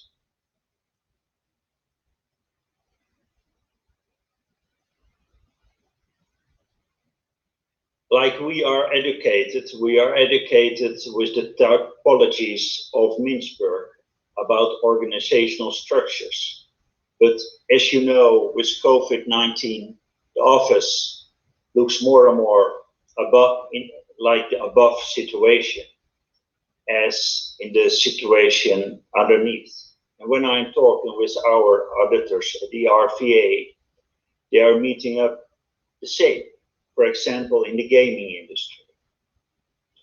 And the question is, do conformity assessment standards fit on these new organizations or not?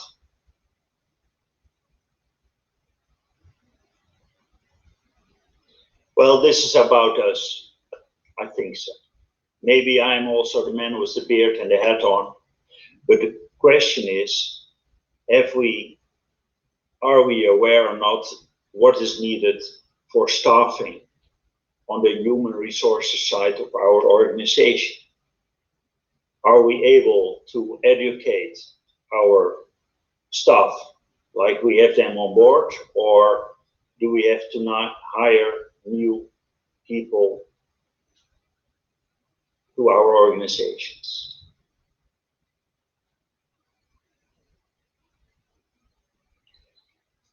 To hire new people and new staff, we have also to be an attractive employer.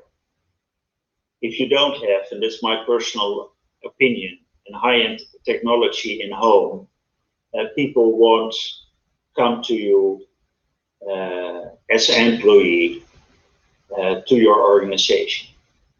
So it's needed to develop also on high-end technology and to have a clear focus on the data and information infrastructure which is needed for your own organization and to facilitate.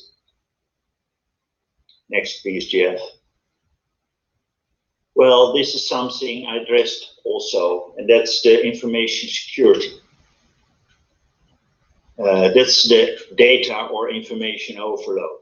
More and more we have to select our data and information to intelligence. But before that, we file and stack up more and more data. We are doing it now, and we have to be aware that maybe in future, as NABs, there's a possibility we become a target by ourselves with such an information overload. So we have to take measures. So this is in short our thesis to facilitate a discussion with you, dear participants. Thank you very much.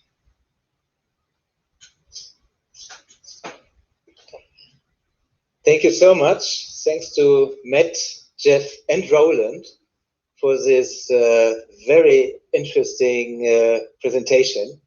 And I'm pretty sure that there will be some questions from the audience. And that is the next issue. Now we come to the second and last question session. And I'm pretty sure that we have some questions for the speakers. Amandine, do you have questions to Luca about digitalization and conformity assessment? Of course. So, Luca, who is updating information given under my story? Sorry, can you repeat? Yeah, sure. Who is updating information given under my story? So the information are collected from different sources. Some of them are coming from sensors. Some of them are coming from public available data. Some of them are collected directly by our auditors. All of them are verified according to, let's say, our own verification process. These are the main sources of information. Okay. Second question. Based on the concepts of UN development goals, will you exclude certain business from certification? Well, I would say that this may be the case, of course, but this is, I would say, not specifically for, let's say, a discussion on digital topics. It may be also for what we do on a daily basis, with more traditional tools. But of course, it's a relevant question, and I do believe that, each of us, have to follow certain kind of criteria to also to select the customers we would like to work with. Okay. Who will be responsible for the security of the system for BYD? Will it be BYD, DNVGL, anyone different? So the system is not, of course, designed by us. We are the one that are verifying the data. So there is, of course, some level of security provided by a security provider. And there's also, everything is powered by blockchain. So what we do is to verify that the flow information is correct. As I said, there is an algorithm, and there is also a smart contract, several smart contracts. And that's what we do. So we verify basically this that these two main elements are working properly. But we are not the provider of the security of the system. It's mainly BYD with their suppliers. Okay. Two last questions. Smart contract. Is DNV verifying the correctness of smart contracts and the algorithm? Yeah, correct. That's what we are doing. Okay. And is this same as the augmented reality feature? I would say that it's a slightly different thing. So the algorithm and specifically smart contract are very specific thing. And also smart contract is very specific to the blockchain technology that you are adopting. So not all the blockchain technology are allowing you to have a smart contract, and within the ones that are supporting smart contracts, I think the technology is slightly different. So, but it's very specific to these two topics. It's we have other, let's say, technique to look at augmented reality. Okay, that's all for me. Andreas, do you have a question? Yes, thank you, Amandine. Yes, one question to Luca. First, Luca, thanks for this excellent presentation. So it was really tremendous. So thank you for that. So what do you think can or will some digital tools, for instance, blockchain, supersede the need for conformity assessment or accreditation?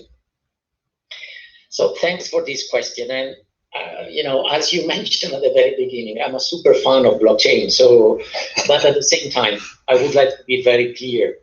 And this is what I'm sharing with customers on a daily basis, customers that are approached by maybe a startup or an IT provider saying, no, with blockchain, you don't need a third party, blockchain can do this for you. That's not correct. As Jeff said, everything that is inputted into a blockchain, which is fake, will remain fake forever. So that's why it's so important that the third party provider with, an accreditation scheme maybe on top is really taking care about this. And for the next year, the winning recipe will be made by both, I would say, physical and digital auditing.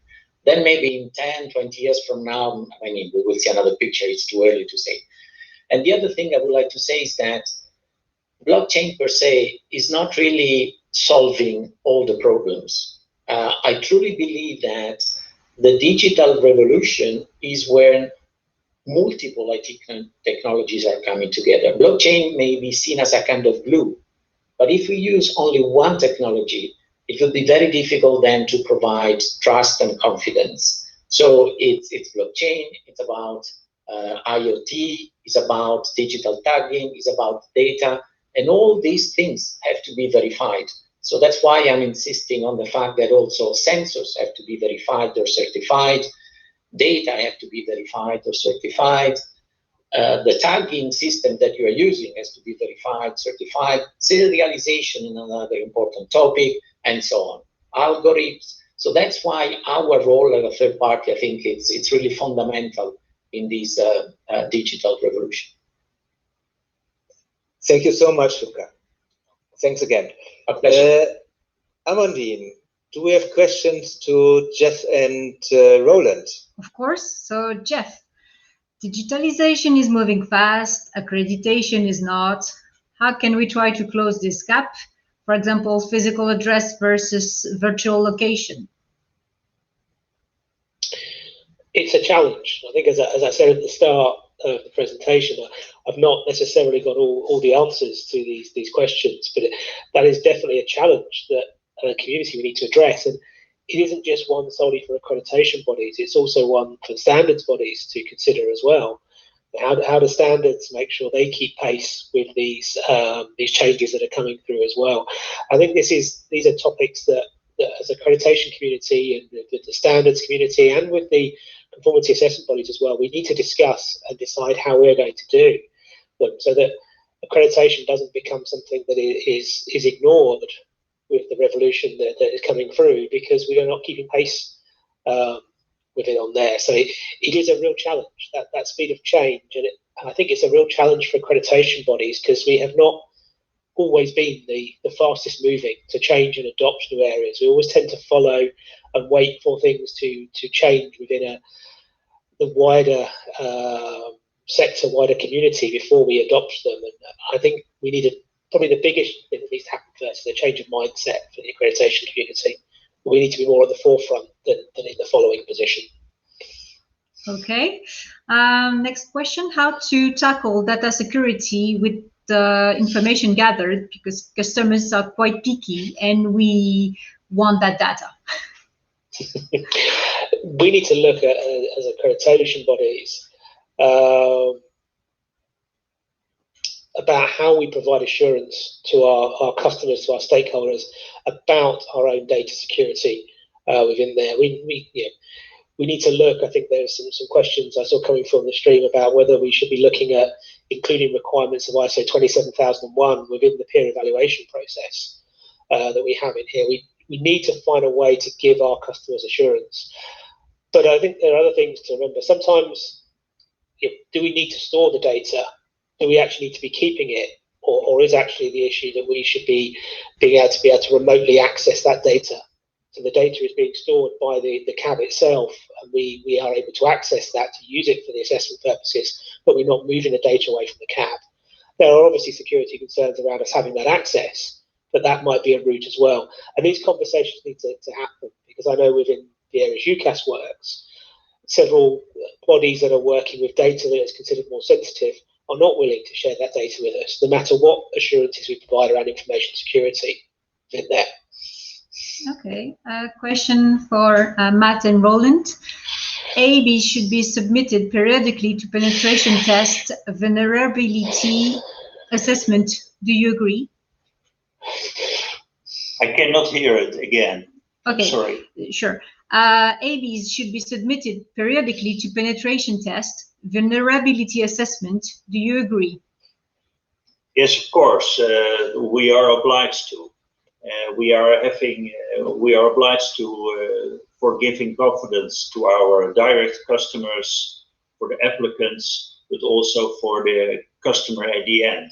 And I think we need to invest these years, well, large amount of money in our IT infrastructure, also from the angle of information security. And we have to aware that we can be also a possible target for hackers, for example. And for that, the idea of Jeff is a very good one, that we don't need to gather all the information in our organizations, but we can monitor it maybe in a different environment. As I said, in my experience at the state inspectorate, sometimes I nicknamed my inspectors as hamsters because they gathered everything.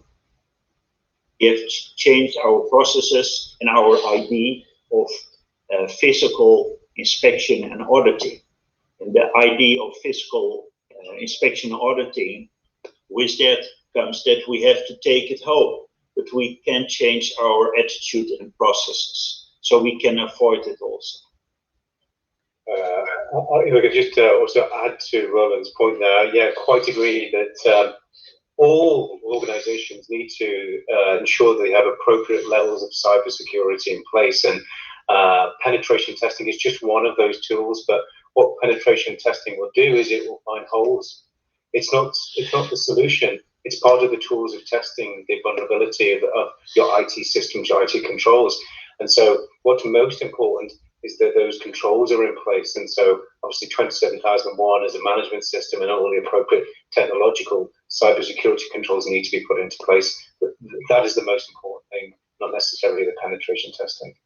But certainly, as we expect, and we will in the future, ask for more interaction with our customers, particularly relating to data, it's essential that accreditation bodies and certification bodies, all organizations have appropriate cybersecurity controls in place. Okay, last question from the audience. We have a lot of questions, so if you have time to go to Vimeo, please do not hesitate. So, Roland, what is your opinion about that national accreditation body has to respect the same requirements and controls from ISO 27001? Well, we have to adapt also to that standard. We really need to. Yes, only 17011, which is our code of behavior and existence, is not enough. So we have to look up on which standards we like to require this also. So I think it's necessary to meet up those requirements at all. I quite agree with Roland there. Of course, we can't be certified to 27001, but yeah, we must bring in the appropriate principles, and within UCAS we do. We focus on this issue very heavily. Thank you. We have still a couple of minutes for questions, so I just can invite the participants to raise your questions and take the chance to discuss those issues with our speakers. Before we continue, perhaps, and to look on Vimeo, I have also one question to Jeff and Roland. First, thank you again to Jeff and Roland for this excellent presentation. You asked whether we are prepared.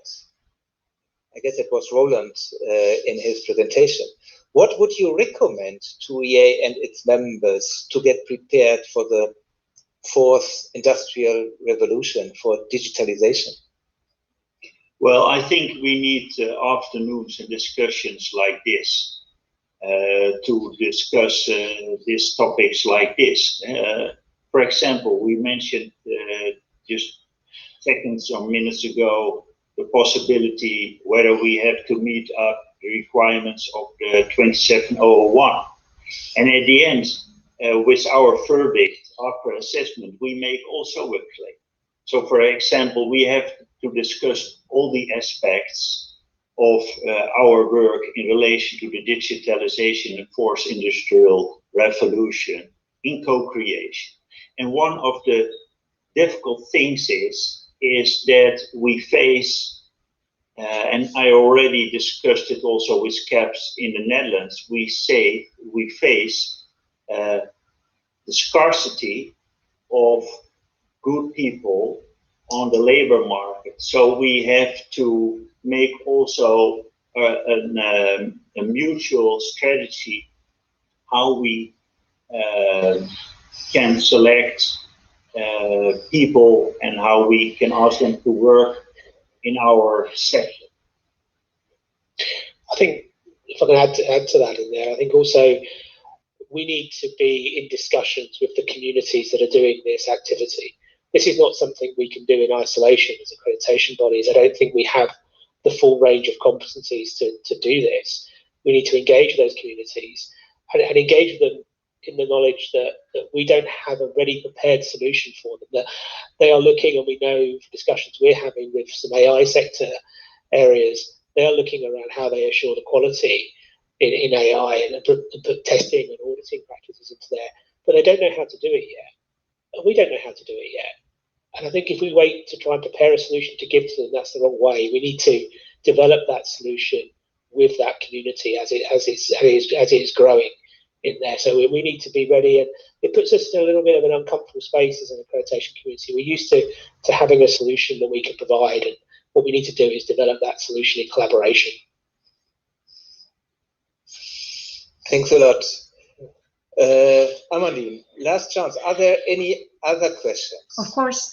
How can you tell if a software is safe if all software engineering manuals say that it cannot be guaranteed that a software program is bug-free?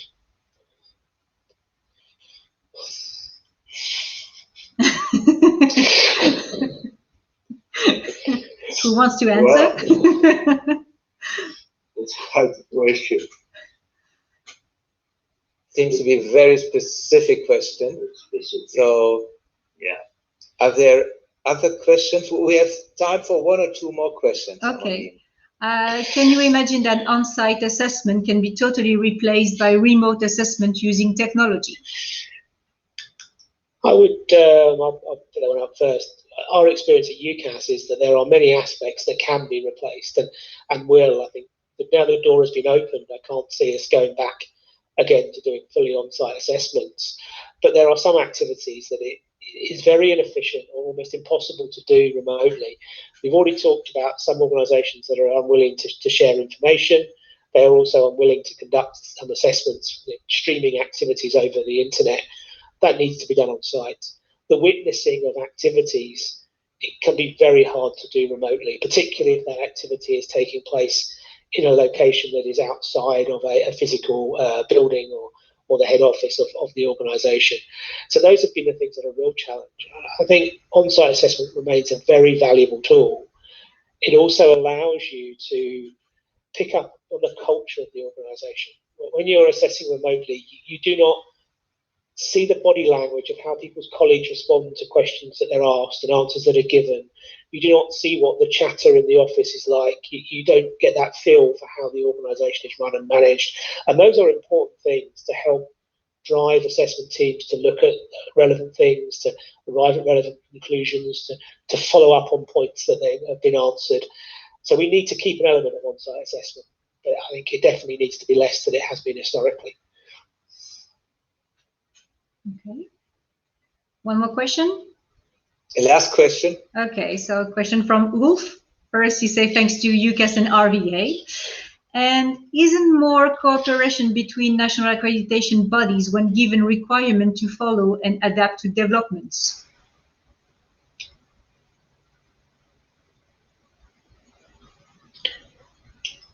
I think that's something that we need for everything that we do as accreditation bodies. It is good to have national accreditation bodies. It is for providing the assurance that we provide in the economies that we work in. That is a good model, but it does mean that we lack those peers in our own countries to collaborate with, to build up and build ideas with, and we lack that competitive drive that can make us change and develop the way we're doing it, and we can replace that through good collaboration and good discussion. And that needs to happen, but it needs to happen in the right way. I think we can come back to what something Roland said earlier.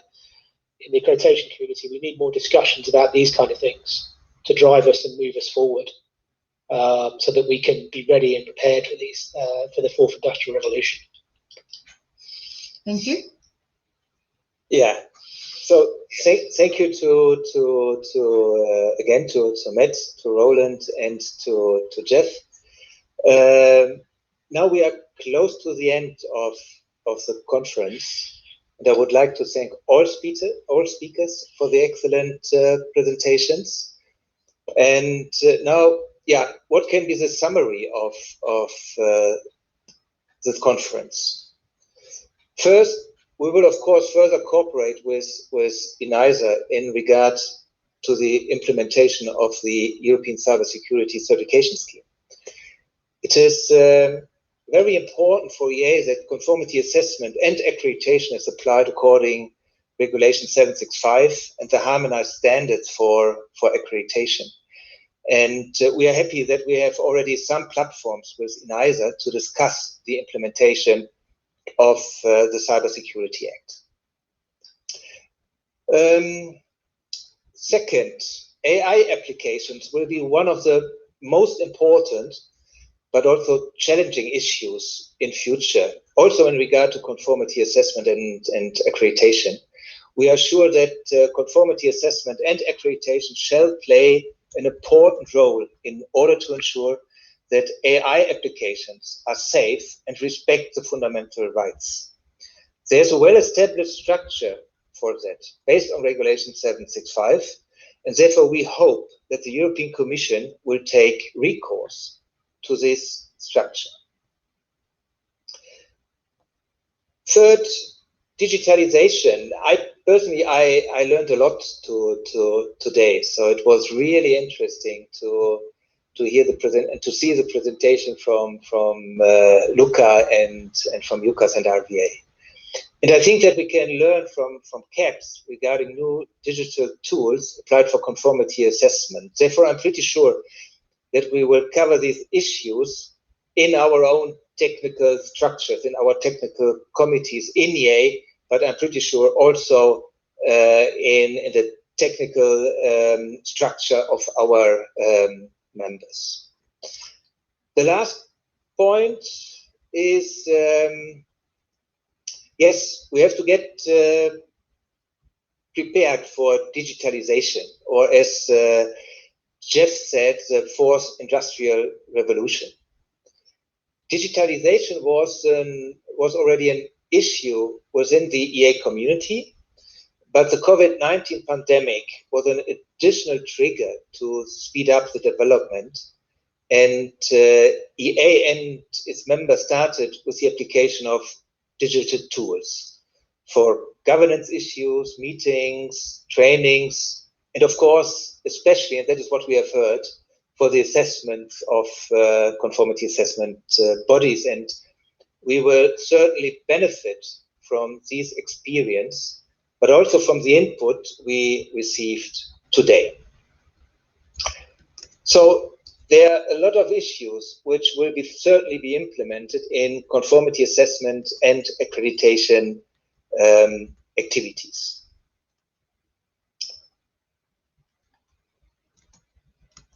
Now we are indeed at the end of this conference. It's a quarter to 5.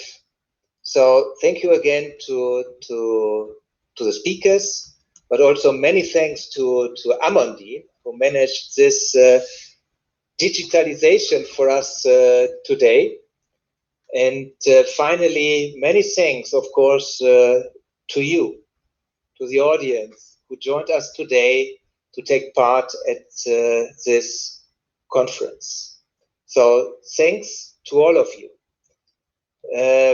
We are already at the end of November 2020. Time is flying.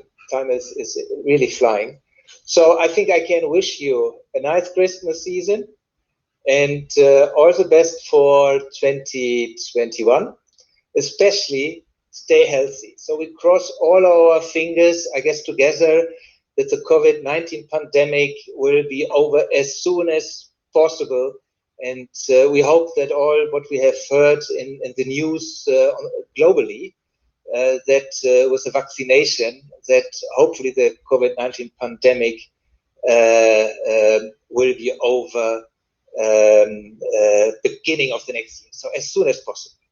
So thanks again. See you soon again. And goodbye to all of you. So bye-bye.